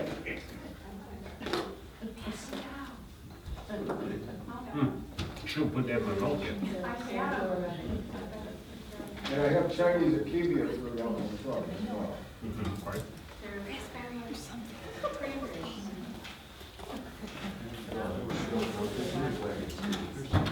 Okay, now.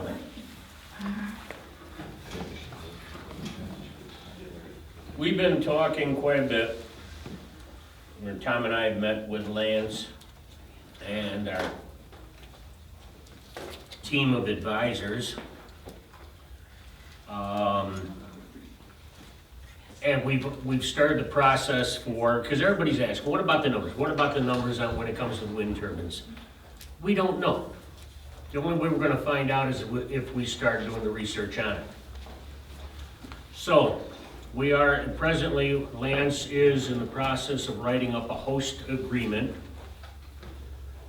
It's a skeletal form right now. We're starting to flesh it in based on what we've seen on other recent host agreements that other towns have done. So as a result, the other part of that is doing a pilot. And the pilot is put together by the, in our case, Orleans County Economic Development Group. So Tom and I spoke with Jim Whipple, who is the president of it, and he said what they need in order for them to come and bring everybody together about it, all the parties, is that they need a motion from us asking the Orleans County Industrial Development Agency to start a pilot with the parties involved in the Heritage Wind Project. This way we can start hammering out numbers and everything. Is it saying we're gonna have wind turbines? No. But what it is saying is we're gonna start, we gotta get serious about this and look at the numbers. We gotta see what, we can't keep saying that we want what's best for the community when we don't have any numbers, nothing to back us up. It's just words. So we gotta get to this step, we gotta get to this process, and that's why we're putting together the host agreement. And we're gonna start the, well, if we are in agreement and do we'll ask the IDA to step forward and start getting those parties together for starting the pilot project or putting together the numbers there and seeing what we can get out of the Heritage Wind Project. So what I need, gentlemen, unless there's discussion? No, I'll move that we invite the IDA to our table and join us in the negotiations. And the way Jim said, we have to invite them to come and join us in the negotiations. Where did this idea of payment in lieu of taxes even come from? Is that an Article 10 thing? Is that thing that's just been? Pilot's been around for a long time. Long time. When it first started, I don't know. I just never heard of it until Heritage came to town. And then it came up a couple of times about a pilot, and, see, the one thing with a pilot program is that they can offer incentives and so on with the tax package, where we cannot do that as a municipality. So we make out better in that respect. They've got all that total. But, well, Barry's not here, but if they were assessed at the $1.5 million per turbine, how much taxes would the town of Barry be bringing in? That's why we need, Okay, all right. see, these are the questions we can't answer because we don't know. Not until we get somebody down to start crunching those numbers now. John? Has any consideration been given to the letters that I gave you, the suggestion of sharing that Yes. with each homeowner? Even the first, I still got your first one. Oh, like, because you said you didn't get it, so I had to reissue it, so now you have 3 of them. Now I got 3 of them, yes. But that's Yes. gonna be in that's gonna be considered during your, Everything is being considered, yes, sir. Everything. Okay, so Tom made a motion. Do we have a second? I'll second Lynn second. All in favor? it. Opposed? So carried then. Okay,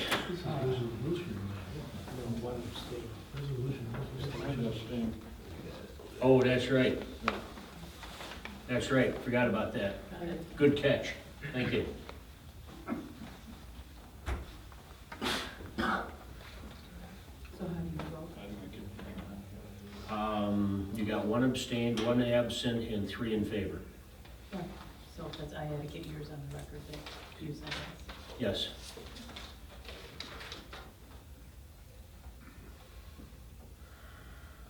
Okay, now.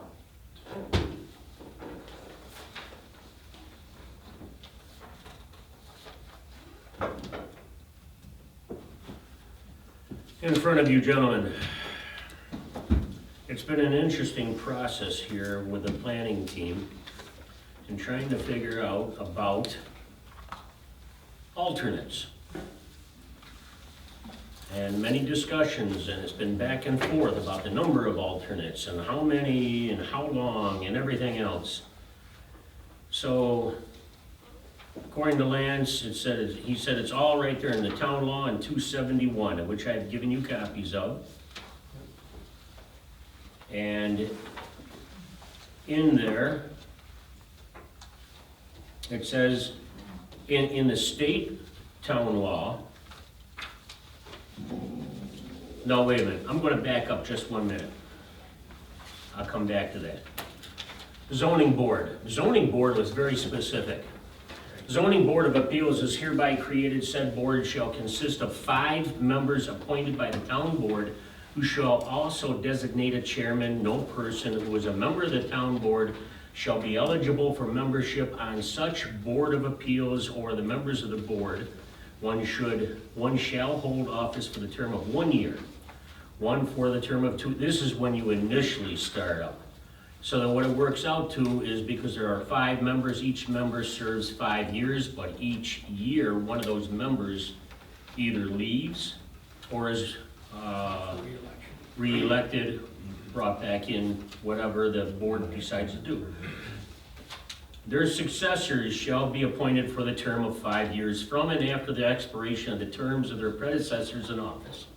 If a vacancy shall occur other than by expiration of a term, it shall be filled by the town board by appointment for the length of the unexpired term. Alternate members shall hold office for a term, I underline this, alternate members shall hold office for a term of 3 years, the alternates, 3 years, and shall serve in both conflict of interest and non-conflict of interest situations. It goes on and talks about required training and attendance. Board of Appeals members are hereby required to complete 4, now this is out of the Town of Barry. Town of Barry Code 350-6, 72 are hereby required to complete 4 hours of training per year and pursuant to local option shall attend 8 of 12 annual meetings. That's the minimum. They must attend 8 out of the 12 meetings, or 75% of the meetings called by the chairman, if fewer than 12, in order to be eligible for reappointment to the zoning board of appeals. So they have to attend 75% in order to be considered, to be brought back in on the board. Any training in excess of 4 hours per year may be carried over to the succeeding year. So they got 6 hours, 2 hours can be carried over to the following year, and then they only have to come up with 2 more that following year, just so they have a minimum total of 4. Required training may be waived or modified by resolution of the town board when, in the judgment of the board, it is in the best interest of the town to do so. The chairman of the zoning board of appeals shall submit to the town board, no later than December 15th of each year, a summary report of training and attendance for each member and alternate member of the board. All training shall be approved by the town board. The town clerk is directed to provide a copy of this subsection to all members and alternate members of the zoning board of appeals. And the zoning board of appeals shall establish such rules and regulations as are required by state and local laws for the transaction of its business, and may amend, modify, and repeal the same from time to time. That's been in there. When was this put together, the town code? 2009. Okay, so it's not that old, it's only 9 years old. So that's something, let's forget about it for this year, but starting as of 2019, be looking for this December 15th for a report from the zoning board. Now, with the planning board, this is the one that got real interesting here. Zoning board was pretty good. They spelled out everything right there. Planning board, on the other hand, the town board shall appoint a planning board consisting of 7 regular members. The town law, what's called town law, but it's not the Berrytown law, which is New York State town law, this book right here. 271. It says that you have either 5 or 7 members. For us in our town, we had decided on 7 board members. 2 alternate members, town board says, or not town board, the planning board says, 2 alternate members for the term of years set forth in Town Law 271. I went through here. Town Law 271, other than saying that we get alternate members, does not say how many years they are to serve. It says for board members, if you have 7 members, they serve for 7 years. And once again, just like with the zoning board, they're staggered. Every year, 1 person leaves. But then, this is from 1980 something. I found in the very back of this book, one from 2000, it was published in 2000, 271. So I got looking through here, and it says alternate members. A town board may, by local law or ordinance, or as part of the local law or ordinance creating the planning board, establish alternate planning board member positions for the purpose of substituting for a member in the event each or such member is unable to participate because of a conflict of interest. Alternate members of the planning board shall be appointed by resolution of the town board for terms established by the town board. We just have on there that it's 2 members. It does not say anywhere that they should be 7 years or 5 years or 1 year. But it says by town board resolution, we establish. Now, the other thing I did, because I got so much time on my hands, Maureen was kind enough to give me all the board minutes, all the way back to 1992. So I was going through them as well, trying to see if there was somewhere in the board minutes where it said how many years an alternate would serve. Nada. The chairperson of the planning board may designate an alternate member to substitute for a member when such member is unable to participate because of a conflict of interest on an application or matter before the board. When so designated, the alternate member shall possess all the powers and responsibilities of such member of the board. Such designation shall be entered into the minutes of the initial planning board meeting at which the substitution is made. All provisions of this section relating to planning board member training, continuing education, attendance, conflict of interest, compensation, eligibility, vacancy in office, removal, and service of other boards shall also apply to alternate. So that means that, like with the training, 4 hours. Now, we already have that in here. The rest of the, for the planning board, is identical as with the zoning board insofar as training is concerned. I'm not gonna read all this again, but the rest of it is the same way. And once again, by December 15th, a report has to be handed in by the chairman of the planning board indicating attendance and training that each member has completed for that year. So, now that I got done talking about all this and all the research that went into it, as per town law, meaning New York State town law, it says alternate members of the planning board shall be appointed by resolution of the town board for terms, years, established by the town board. So gentlemen, I got a question. Yes, sir.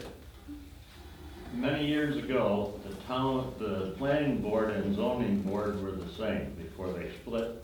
And that's when the alternates you would follow the zoning board for the alternate period of time. That's when it was way back then. It should have someplace, if you went back to 92, should have been something like it. But I forget when we got split. Yeah. But we used to be all together. Yeah, but it really didn't say anything about anything having to do with alternate. It did about the boards, but not about alternates. Well, I thought you just read something about the zoning for the alternates on the zoning. Well, I did for zoning. The zoning was more specific Right. in our town code. Right. But in our town code for planning board, nada. That's what he's saying, it was the same. It used to be the same. Well, But but, they never carried it over or made a resolution for it that we could find. Okay. But Yeah. that's what it used to be anyway, the same. And the alternates, they could come to the meetings, but if they weren't needed to fill an empty spot, they could not vote true, at any yes. time. They can't vote, but they are, Taking the place of somebody else. and they can still participate in the conversation at the planning board or zoning board. Yeah. They just can't vote on any of the Right. issues. So like, a question for you for conflict of interest. So do they, if there's a conflict of interest for something in the agenda, do they go in for the whole time of that? Or do for that night, or does the alternate just come in when the conflict of interest is there? You mean attend the other, all No, meetings? I'm saying a specific night, you come to the meeting, Right. say, okay, everybody's there, alternates, just sit and listen and discuss. Right. But on the agenda, there's gonna be a conflict of interest that two aren't gonna be able to vote in. So do they step down for the whole night, or do they step down just for that particular thing on the agenda for conflict? I would say just for that specific item on the They agenda. used to stand down for the whole night. Really? Because once Wow. the alternate filled in, he was the person that's being there to vote and whatever, so. I'm just saying, it's the way it used to be. Right, but I agree with what George is saying. I think it's something that we need to look into is to Yeah. put that word in that they will stand in for the whole evening or meeting Yeah. instead of just for one. Because that'd Well- be pretty confusing if you, Yeah, I'd like to address something else in addition to conflict of interest. The reason that the alternate has been important for the last 20 years is because of lack of a quorum. There was a lot of times when we couldn't get the interest to fill the board, or we might fill the board, but then half of them couldn't make it to the meetings. So we needed alternates just to fill the seats. It had nothing to do with conflict of interest, and I think, yes, maybe right now, there's the attitude, we have a lot of interest, and that's great to see the interest that we have in the town right now. But if we're making changes that are going to be effective into the future, I believe something should be here too that talks about quorum, so that we're not addressing that, well, when I'm gone 40 years from now, that what do you do in the event of quorum? you gonna be here day one?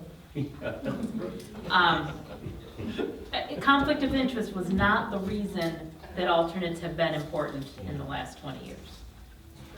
No, I Correct. agree with you on that. It one, was lack of quorum.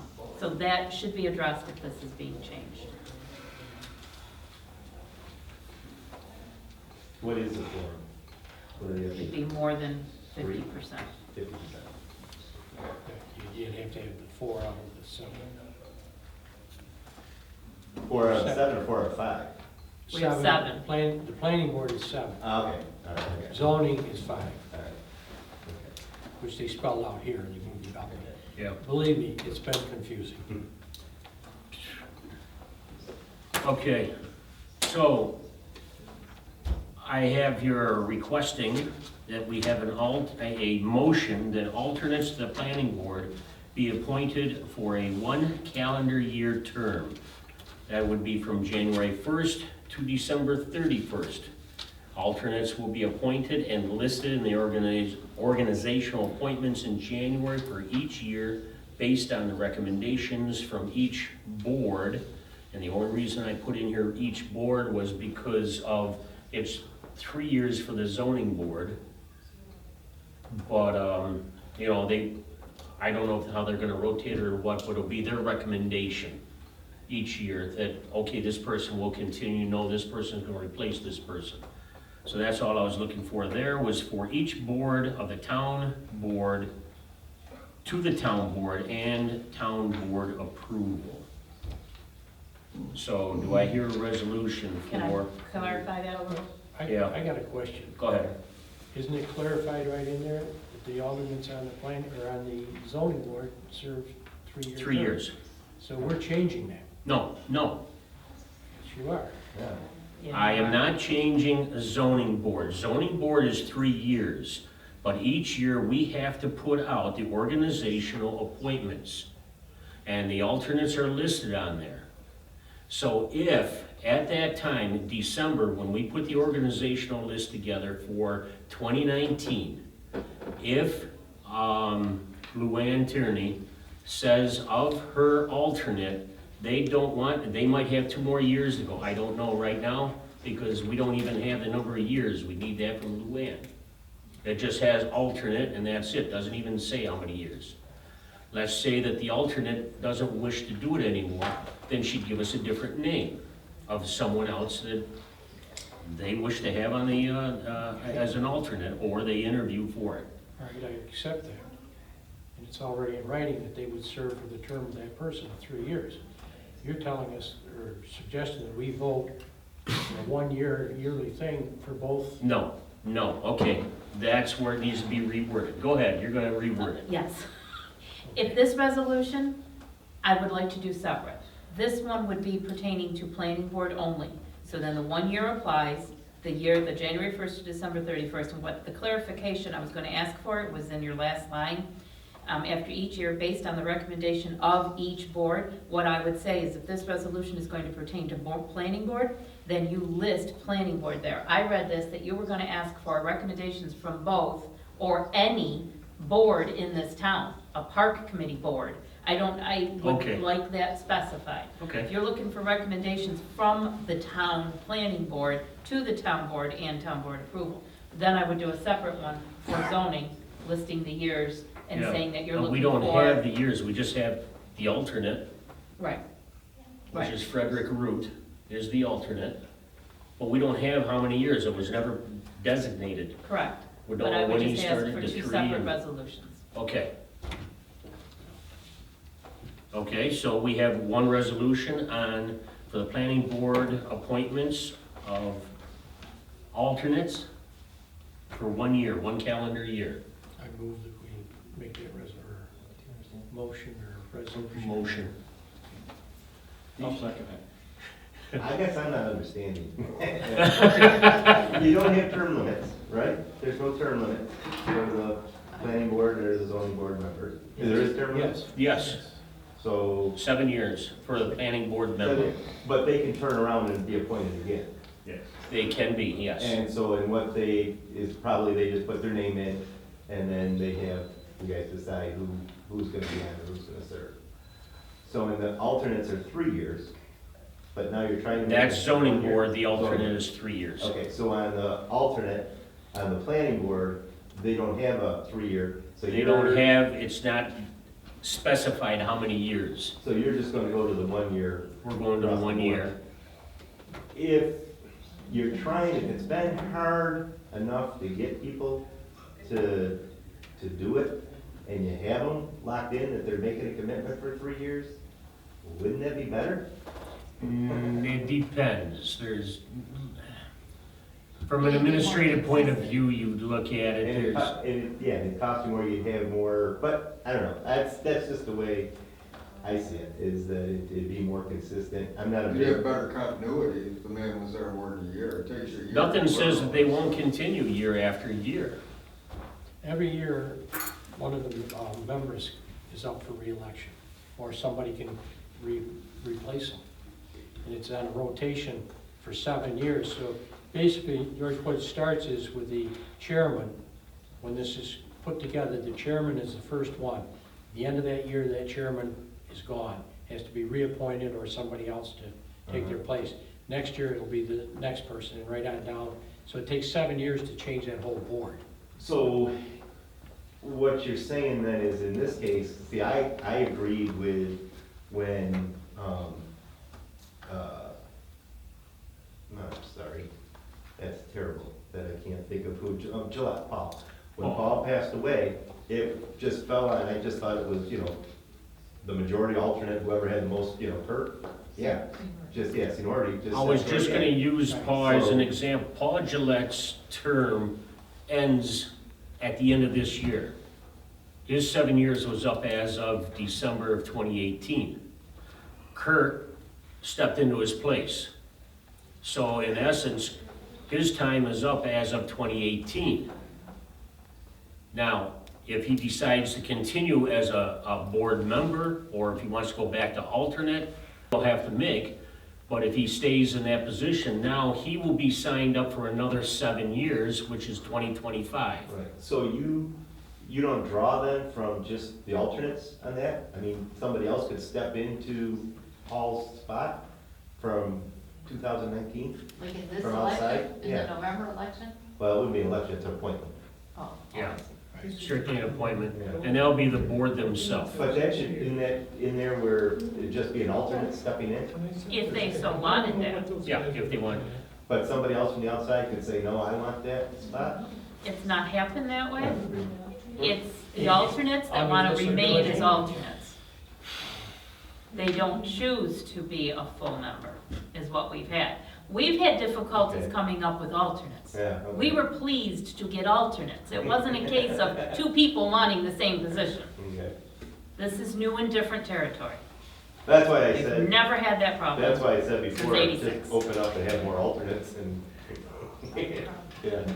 I personally, I think regardless of what we come up with tonight, this whole thing needs to be looked at and reworded, whatever procedure we have to go through. Tom, I've got for Sean. On Town Code 59-4, appointment terms designation. B, alternate members for planning board shall be appointed by the town board for a term of 7 years.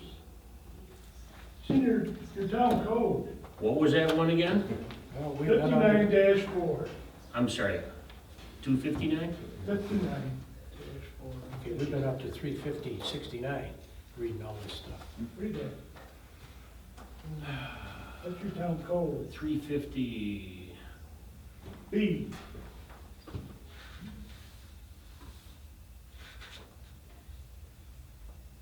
It's under ethics.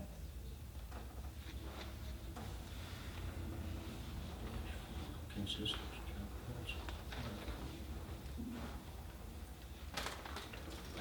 I hope it's all in there, Kurt, then we don't have to go through it. Yes. go to your town website, go to planning board. We've been through this. It is in It's there. on the website. Yeah, but it should be in that green book that we've been going It through for a is. week and a half. It is. Is what? In there. That alternates are appointed for 7 years.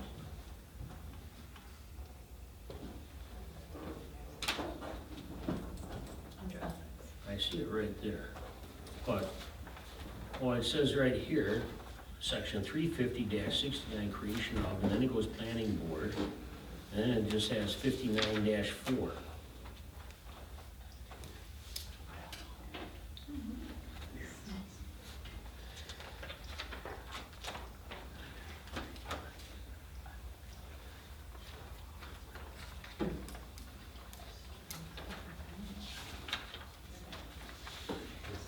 I'm so tired of looking at these books.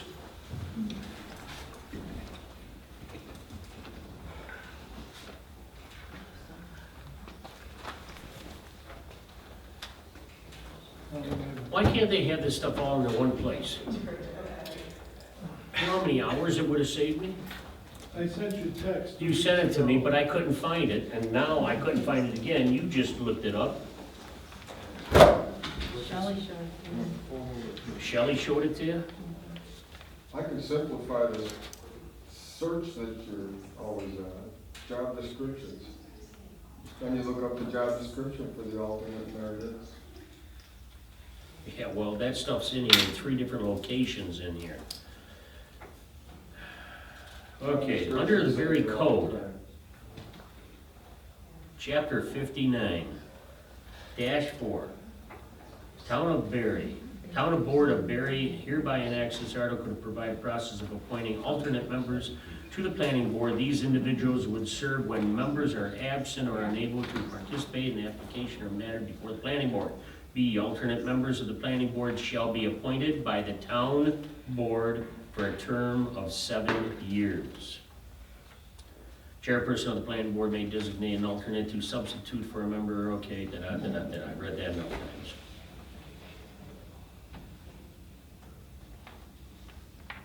Responsible for all the training and everything else is what they are.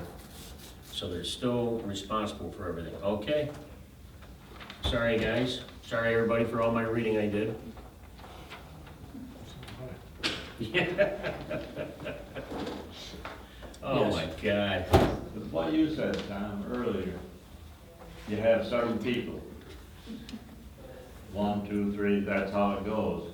But when the one person say I was on there and my time's up, they used to advertise to see if somebody else wanted on it besides if I wanted back on. They would put it out for the people. Okay, so it didn't, the alternate didn't come in and take that position then? Right. It was open. He could He could apply apply for for it. it, but it, He could apply for it, but it still was put out, just like in the paper, you know, we're looking for. It's just, the advantage of having an alternate rotate in is that the alternate's been to a lot of meetings and has the experience of learning about the planning board or the planning board duties. And that's the So- whole idea of attending at least 8 out of the 12 meetings per year. Right. So they are knowledgeable, yes. They need to be at the meetings. And it'd make it easier, the one reason I was looking at that 1-year process was that it would be easier to get somebody in there that would make sure that they are attending, getting trained, everything else. Because if they're not showing the interest, then yes, they would need to be replaced. But isn't that already in your, what you just? Yeah, but it hasn't been enforced. And that's why I just got done saying. I don't think you need a new law, you just need to enforce the laws that are it's already. already there, as long as we can find them, yes. So we're just making it public that the zoning board and the planning board is gonna have to make sure that they do their trainings, the minimum 4 hours per year, that they have to be in attendance for 8 out of the 12 months, and that a report will be handed in on December 15th. And I guess that's as far as we go with that. Forget the resolution, it's a 7-year. We're gonna have to identify on the alternates when that 7 years, because we presently have the one alternate, see when his 7 years, or, you know, fix a number in there for him. Is he in year 5 of 7 or whatever? But in your. Same thing with zoning board too. In your research and going across, did you come across anything that says that the alternates couldn't be changed as many, but was it specifically 2 alternates, or could you have more than 2? In here, it said 2 alternates. 2 alternates, without public hearing and. Resolutions and everything else. Yes. We have to. I think it'd be easier to make the resolution then. No, a motion, not a A resolution. motion. Okay. Okay, so let's scratch all that right now then. But I do have to, where is it? I got all these books laying over there, I can't find any of my papers. Okay, so I have here from Wesley Miller, co-chair, Berry Planning Board, to the members, town board members, says the Berry Planning Board completed the application process for an alternate member. The board interviewed 2 prospective applicants in September, and we would like to thank both of them for their time in meeting with us. After careful and thorough consideration, the board would like to recommend Steve Harling for the position.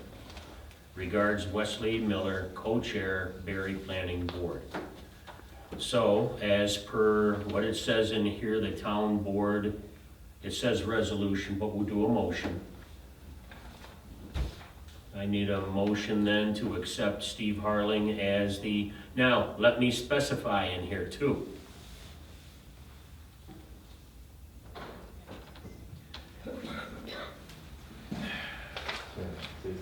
That's a little dilemma. Are you planning on staying on as a full-fledged member, or did you want to go back to an alternate? I will say, as full-fledged. Okay, because I was gonna change the date on here then. Okay.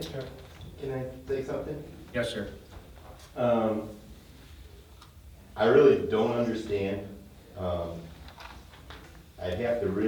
I'd like to sit down with the board and ask them how they made their decision, because I logically can't fathom it. But just putting that aside, if you're concerned about, well, not so much absenteeism and showing up to do it, but conflict of interest, if you have 2 that are specifically conflict of interest, are gonna have stepped down, Stevie won't be able to pass into that because he's gonna be in conflict of interest as a leaseholder, family leaseholder. He is not a leaseholder. Well, it would be conflict of interest. That's something, To Lance Meyer. excuse me. The planning board is well aware of this. They went through this, they discussed it. So that's their dilemma. And I asked Tom at the last planning board meeting, he said that in his interpretation and Lance's interpretation, and I asked him if he contacted the federation, state federation, and got their interpretation, he said no. So it's kind of going, I don't know, I'll just leave it at that, you guys can make your own. And it's also I guess the other thing is, that's their recommendation. I thought you still had to get together and kind of discuss it and vote on it also, for who you want to vote for. But that's another. We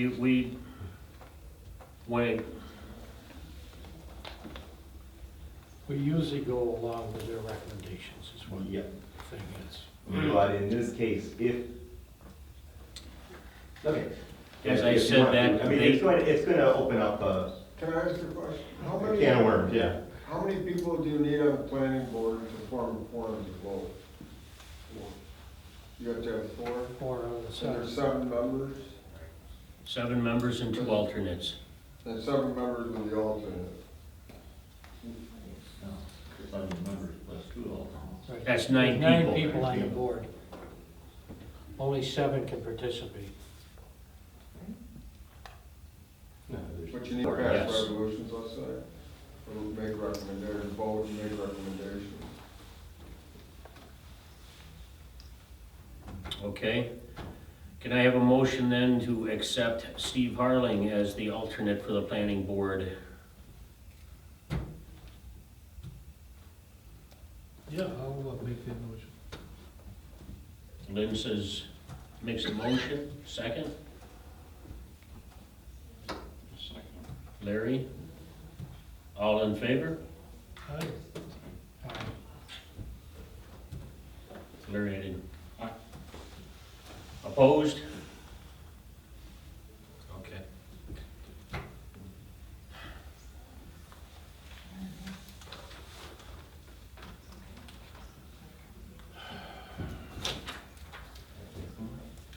Okay.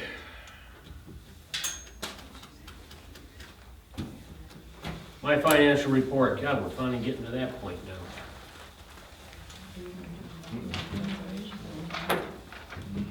Oh, yeah, I got so much scribbling on here, I missed that.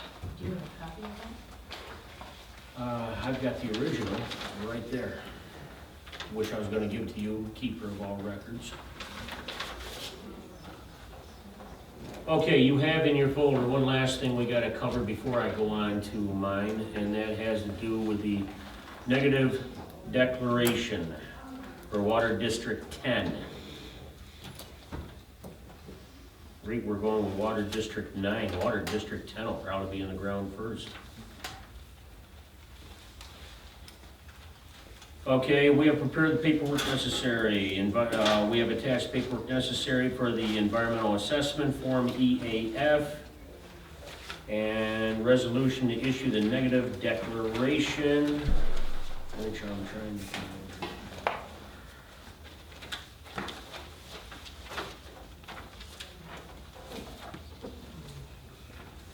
I think I have to sign one, you sign the other, right?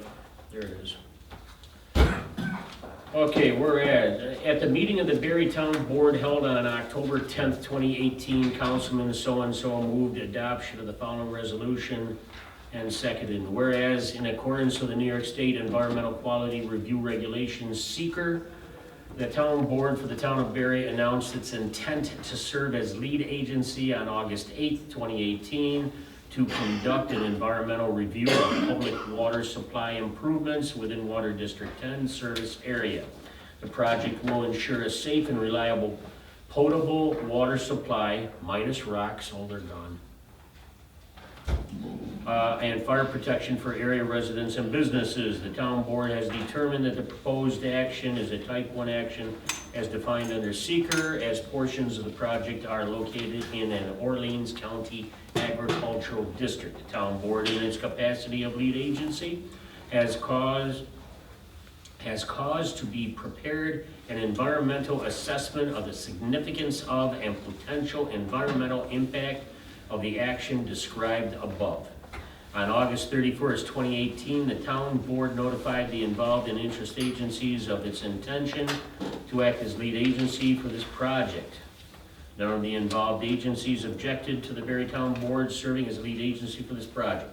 The town will obtain all necessary permits and approvals from involved agencies and will comply with agency requirements. The town board has considered the environmental record prepared for this action. Now therefore be it resolved, the town board of the town of Berry declares that it will serve as lead agency for the water system improvements proposed in Water District number 10, and the town board declares that based on the environmental record which has been prepared, the project will not result in any large and important impacts and therefore will not have a significant adverse impact on the environment. A negative declaration under SEEKR is therefore issued for this project, and the town supervisor is hereby authorized and directed to prepare and issue on behalf of the town the negative declaration in Part 3 of the environmental assessment form. And on the back it just has, I, Maureen Beach, Town Clerk, Town Berry, Orleans County, New York, do hereby certify that I have compared the foregoing Resolution duly adopted by the town board of the town of Berry on the 10th day of October 2018 with the original thereof now on file in my office, and the same is a correct and true copy of said resolution and of the whole thereof dated it be. Okay, so for us to proceed with Water District 10.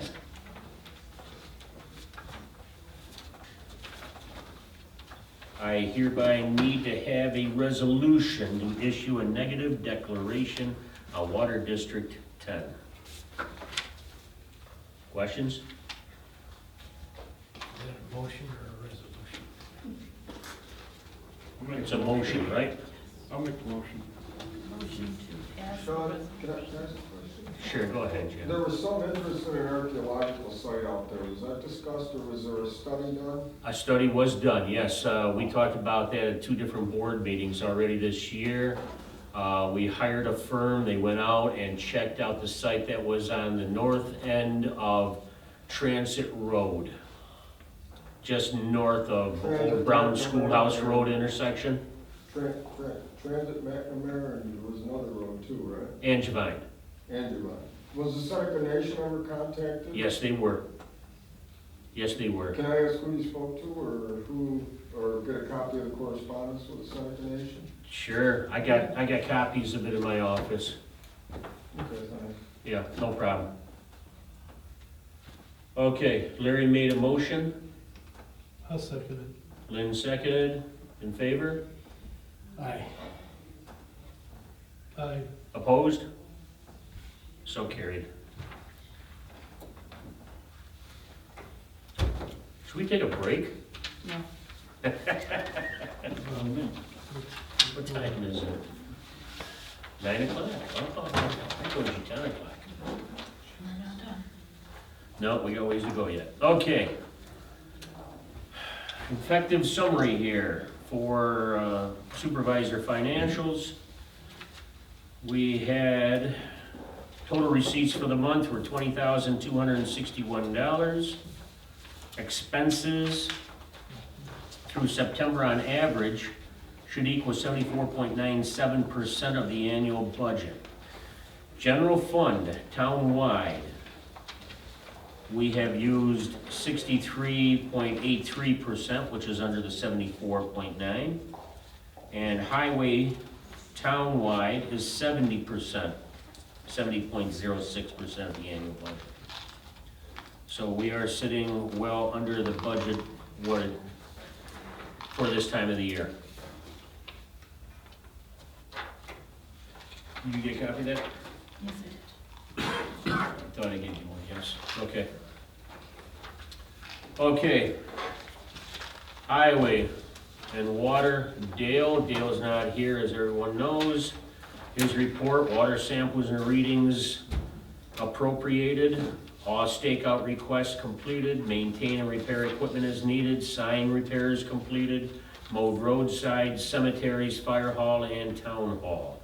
True and level with grader, Crane, Hill, a portion of Gillette, Drake Island Extension, Maple Street, Cams, and Alice Roads. Shared service with New York State Department of Transportation on Route 31 in the village of Albion. Hauling millings, town of Berry received millings that were used on the shoulders on Maple Street. And I think they, if I remember right, they did all the way from Eagle Harbor down Maple to 98. Both sides of the road, with all the millings they got from New York State Department of Transportation. They came from Route 31 through Albion. Remember how they had that all chopped up there on 31? Is that All why those- it's so noisy? The road is just so noisy. It makes a strange noise when you're driving on it. Which one, 31? No, Maple Street and. Maple. Yeah, Drive on Alice. Alice is awesome right oh now. my gosh, the noise, it's like your tires are just humming. Oh, really? Yeah, is that what it's from? Well, the millings are on the shoulder. What did they do to the road then? There's, like, they put some blacktop or something over it, but it's really They weird. blacktop part of it down to Hicks's, up in that area, and they stoned the rest of it all the way. Oh, I wasn't sure. Right, if they- stone is what you're thinking. I tried to avoid the noise. move way over. It does the top, make but- noise. Yeah. Cindy. Yeah. I will say that. I've been down many times in the truck and I was wondering when I first started. Yeah.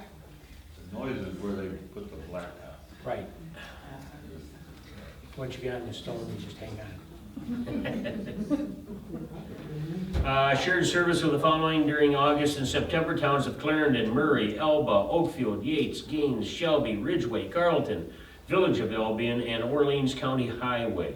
Installed drainage on Maple Street at East End to alleviate water ponding and icing on the road. That was right up there near 98. Chip seal Cams, Maple, Hill, Drake Island and Drake Island Extension, ditch cleaning on Delano Steel, paved east end of Gillette, east of Maple, and Alice Road. I think he meant east end of Maple. And place shoulders on Maple Street. I gave you a copy of this, right? Okay. That's Dale's report. Maureen, You pass that down. pass this down. Okay. The only other thing, due to the resignation of the justice, I would ask for another audit to finish out the books instead of, you don't wait until the end of the year, so. Okay, State so Comptroller recommends an before the audit end of this month? whenever Larry is the designated auditor. Okay. Whenever he could get in. You want done before November? Whenever you can get in. Okay. It's just suggested, Yep. but you always do them anyway, so if you can get in, and then we can let them know that yes, if they were audited. Okay. Yeah. I'll give you a buzz. Okay. Highway Committee, Larry, anything over there in Dale's absence? How's Frank doing? So far, so good, but there's a couple questions on the bills. On the one, Okay, that I think we should be checked into. okay, well, that's, You can leave that when you do your monthly report too, Shelby. okay, I'll just say it there for right now. I don't want to mix it up with the others. The bill is something else completely separate though. But on the Park for Lynn, I called up. I forgot the gentleman, the spot was still there. Yeah, we Called him just up had- today. Okay, I thought I had done it, but I didn't. But I told him earlier, the dates to take them out, and they didn't do it. they didn't do it. Okay, yeah, I just saw we got nailed for 2 months there on the bills. 2 per month for 2 months. Okay, Planning Board. Anything? Yes, we reviewed an application for a diesel repair shop from Joe Quill, which he would like to put in where Rice Homes was.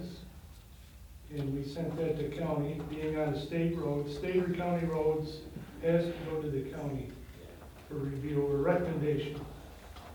The other thing was Apex, Benny Osmond presented their proposals to zoning changes for the windmills. And we're going to have a workshop on October 22nd to go over some of the other proposals that we have in front of us. And that'll be at 6:30.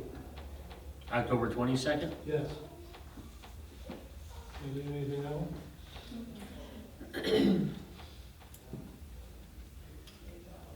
Is it an open workshop, Kurt? Yes.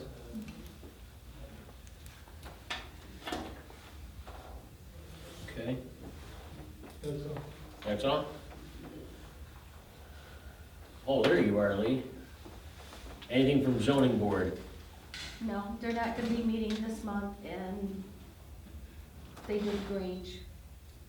I'm not sure if we were before or after, so. Okay. No meeting in October or no meeting in November? October here.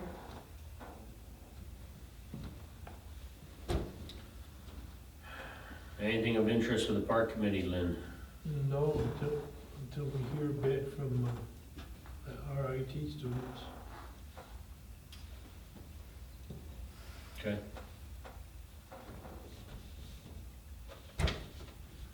And Rich is in here on utilities, Lance is in here, but the one thing I will bring up, Lance had emailed me earlier today.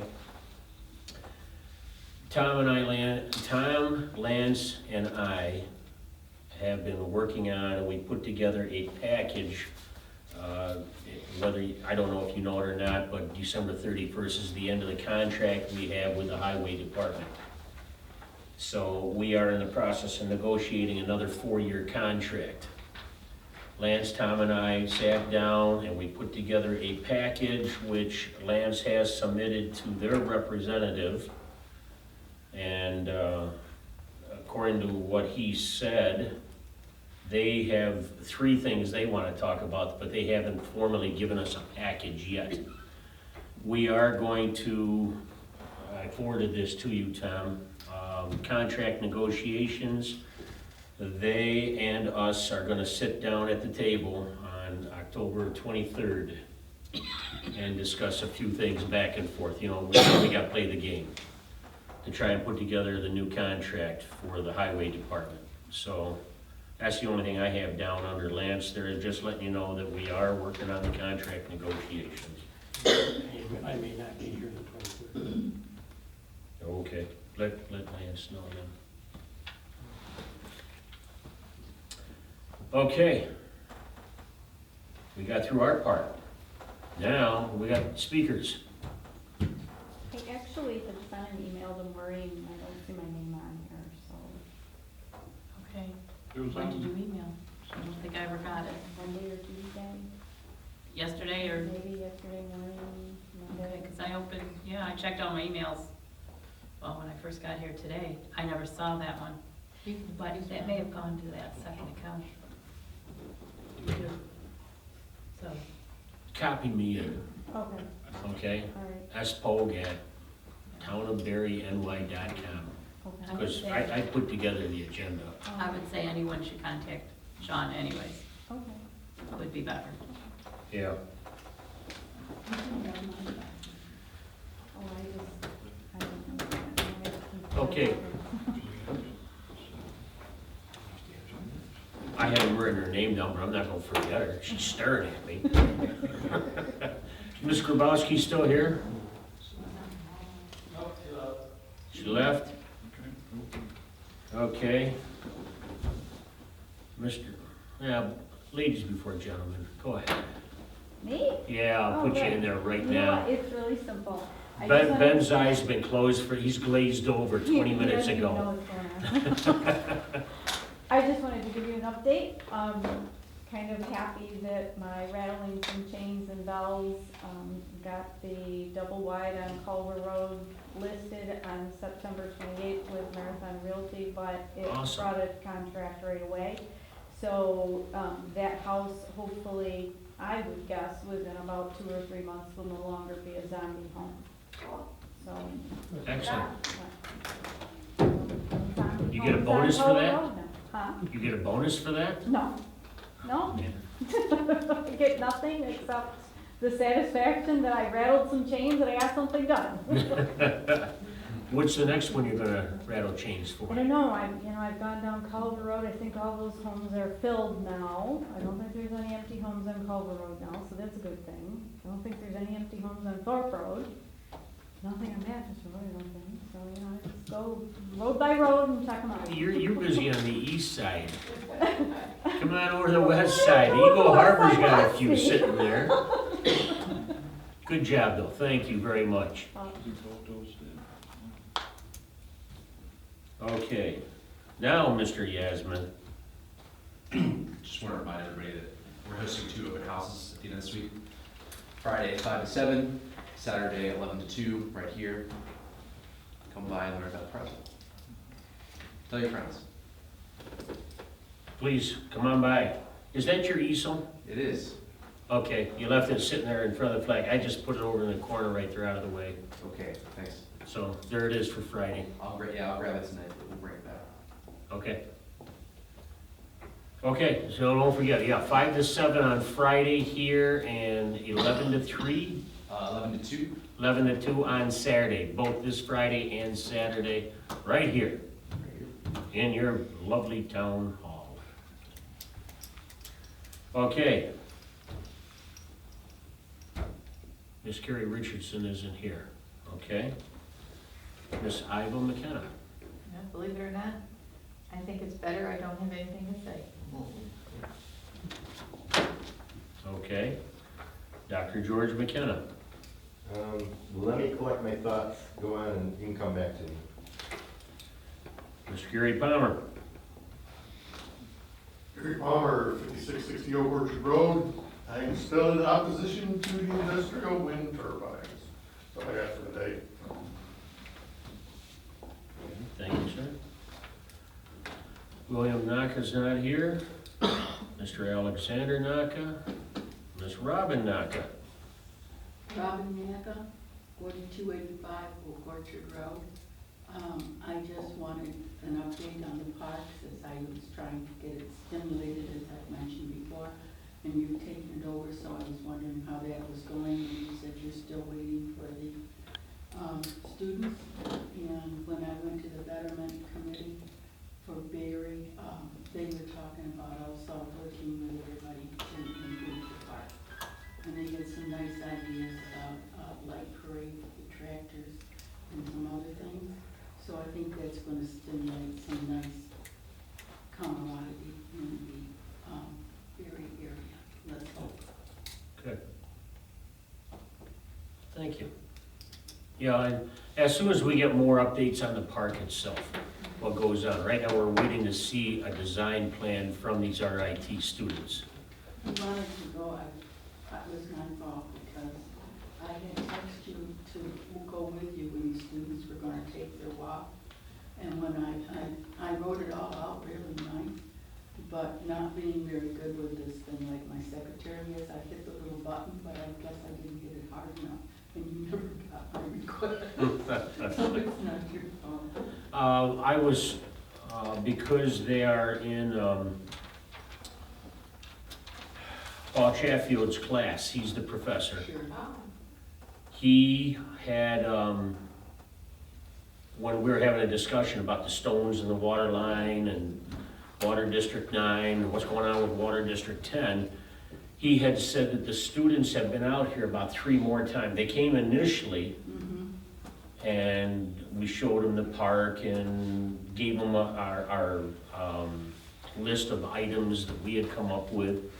And they've been back 3 more times since then, walking the park area and checking it out, unbeknownst to us. They just came on their own exploring. So they're getting that put together. He said they're doing very well. They're progressing very quickly.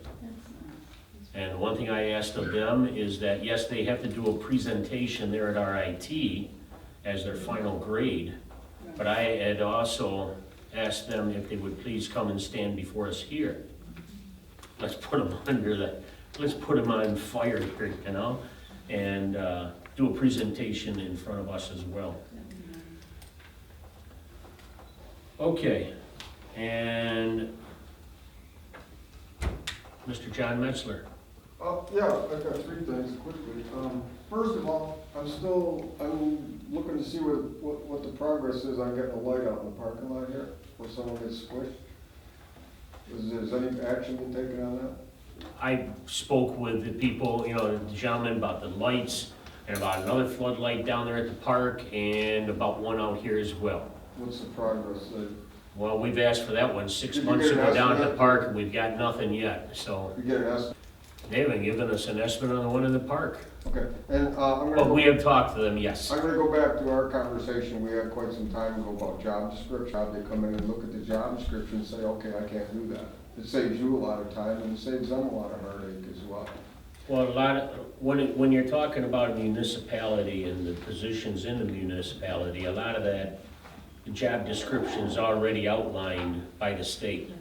Well, yeah, but you're talking about law, and then someone has to go and pull out the whole great big book instead of looking at what someone does on it. Someone they're all does, right yeah, there. that's exactly what I'm saying, like, what someone does on a day-to-day basis. So if someone else wanted to apply for that job, they would know what to expect.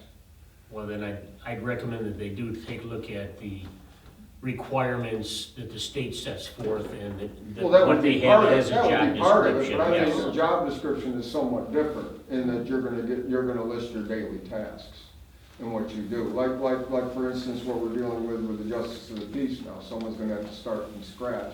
And it's gonna tie Mr. DiCarlo up for, a bit of a time, and it's gonna tie her up as well. And have them break a new person in. If they already read the job description, they'll know that they have to do arraignments and they're on call. Pardon, no? No, he'll be, whoever he or she will be attending their schooling, and the state is going to tell him exactly by law what he has to do. The town board does not tell him what to do or what not to do. Okay, but if we had a job description, that someone applying for that job The wouldn't. board has no idea what the description would be for the town Well, the justice. judge would write it, the employee would write it. No, the state tells us. Okay, but if someone wanted to apply for the job, how would they do it? Contact the state. They would have to contact the Contact state. the and see state what the job controller's description office is? and ask Okay, them what about the average person, working on the road crew or the maintenance crew or the water, you know what I mean? Doing the water lines, checking the water meters, things like that. So for the highway. It's all part of job descriptions, yeah. No, I agree with you. Coming through the Okay, educational because we field, talked everybody about it, has a and job you said that description. was coming, job descriptions were coming, and in Yep. order to have transparency, you call it. Okay, and then I'd just like to voice my displeasure with the choice of Mr. Harlan for the board, for the alternate for the board. When we have such a shadow that's already cast on our town boards, plural, and we don't have, in my opinion, enough people for a quorum, even for a vote on the planning board to make suggestions without conflicts of interest. And we all know what conflict of interest is common sense. And now you've gone and you've put someone else on the board who does have a conflict. And your attorney might say one thing, but another attorney may say something else. And you know that's true, and I know that's true. But in a world where there's so much garbage out there and corruption, I mean, in order to remove that shadow, the only way to do it is make honest appointments. In my opinion, between all of us, man to man, the wrong thing was done here tonight. That's all I have to say.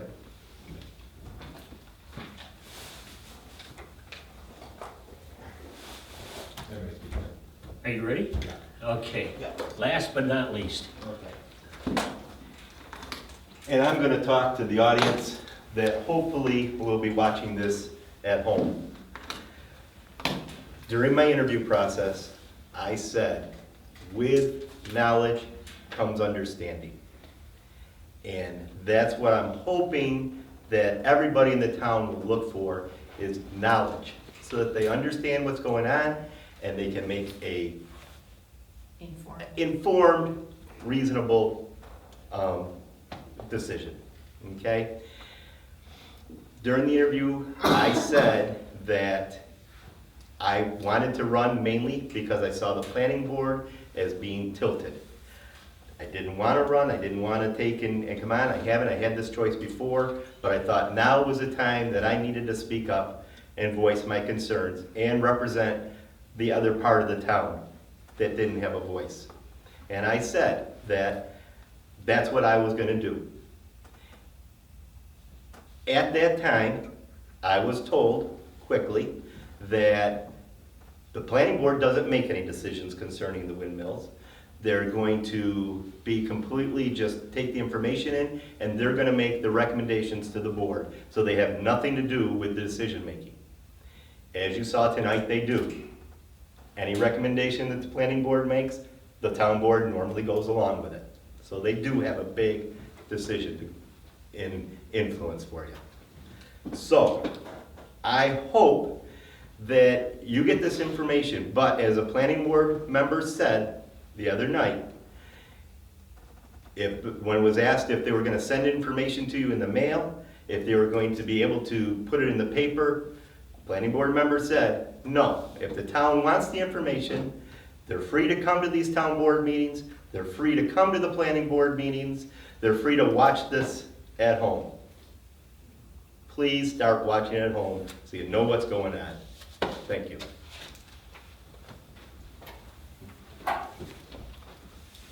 Anybody have anything else to add? Sean, I got one thing. I did make a phone call to be added to the list yesterday. It was after hours. You don't have an answer, You left it online? Pardon? No. It says here, call the town clerk, so, clerk's office, so that's what I did. Oh, I do have it. There was one on there today, it was a hang up. maybe she's got two extensions there. Does the other one take messages? Extension There was a hang 101. up there too. 101 and 102 both had hang-ups on them. But I would suggest you call Sean. He's the one that makes the list up, and he'll have last-minute ones he'll be able to add. With it being on a Wednesday, I'm not until 4, so especially if it's last minute, I would recommend calling Sean. And I'm in here just about all day on Wednesdays and You can on use mine if you Tuesdays. need, you can use my time if you But want. no, I'm gonna give him time. He's got time. He's got time, no problem. Well, the only thing I wanted to say is, why we keep going back and forth against herd winds and against the wind turbines and that, why doesn't this town stop all the surveys and that and put this out for referendum and get it done for once and for all? Because it was said in the paper, July, they did phone calls, we never got a phone call. Nobody in opposition to the turbines got a phone call. Got a phone call. legitimately. So, And they have the list of. for the information they were putting out, that's bogus. And the members from Clear Sky that told us about that they got phone calls, as soon as they got hung up on. As soon as they what? As soon as they found out who they were, they got hung up on, it was a clerk. Really? Did anybody here get a call? No. I didn't get in on that survey that they did, that was in the paper tonight. The first That's survey. the one he's referring to. Yeah. George? Even the survey, the town did could be called into question because there was a member, and he shared tonight, who sat in on the vetting process, and I know who it was. And you, I overheard you and him discussing the vetting process, so he took part in that vetting process for the people at the first, the first survey. So there hasn't been, in my opinion, a legitimate survey done yet of the townspeople. And that's just part of the course for the way Heritage Wind operates, or Apex. I mean, you go across the country, it's the same old tactic. They Okay. come into the town, and the first thing they do is get town board members to sign leases, and then they move from there. Same in a lot of other towns. So your question once again for us was, why don't we don't do a referendum, have the town just, let's do a vote right now, yes or no? Yes or no? And if whichever way it goes, then you proceed like they're gonna do the plot and everything, you can still start that. Don't get me wrong on that, so you can start bargaining, but then you get a final thing saying, okay, yes, this is legal, yes or no? Well, that's something we'll put to Lance and the team. Only reason being is Article 10 is so brand new. You know, you've got a specific way of doing things with Article 10. Right. I don't know if that's something that they would even consider. In most The cases, judges in Albany might say, no, you can't do that whatsoever. I We don't know. talked with a fellow from Oakfield, Alabama, they did a referendum, Did they? they did. in most cases, When was that? when the townspeople go along, Excuse me, John. When was that? I don't exactly know, it wasn't that long ago, I don't think, because he was just telling me about it yesterday when he stopped.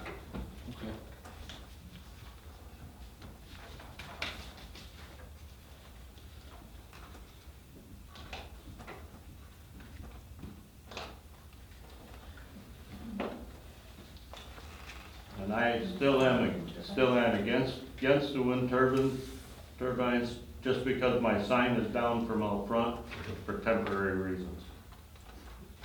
You mean you got out there to cut your grass? Huh? You got out there to cut your grass? No, I got some more signs out there. You got a question up there? I assume that's what it was. She was just asking me, was the referendum just on wind turbines? As far to my knowledge, that's the way I understood it, yes. Okay. It was Oakfield, Alabama.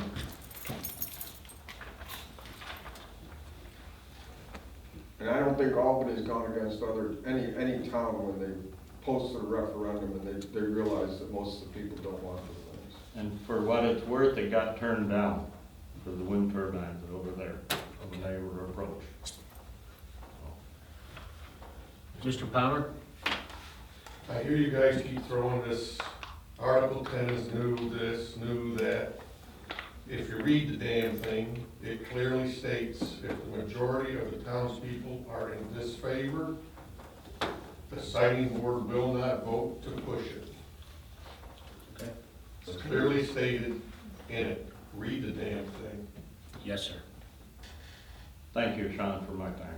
You're welcome. Anybody else? Okay, do I have a motion to adjourn?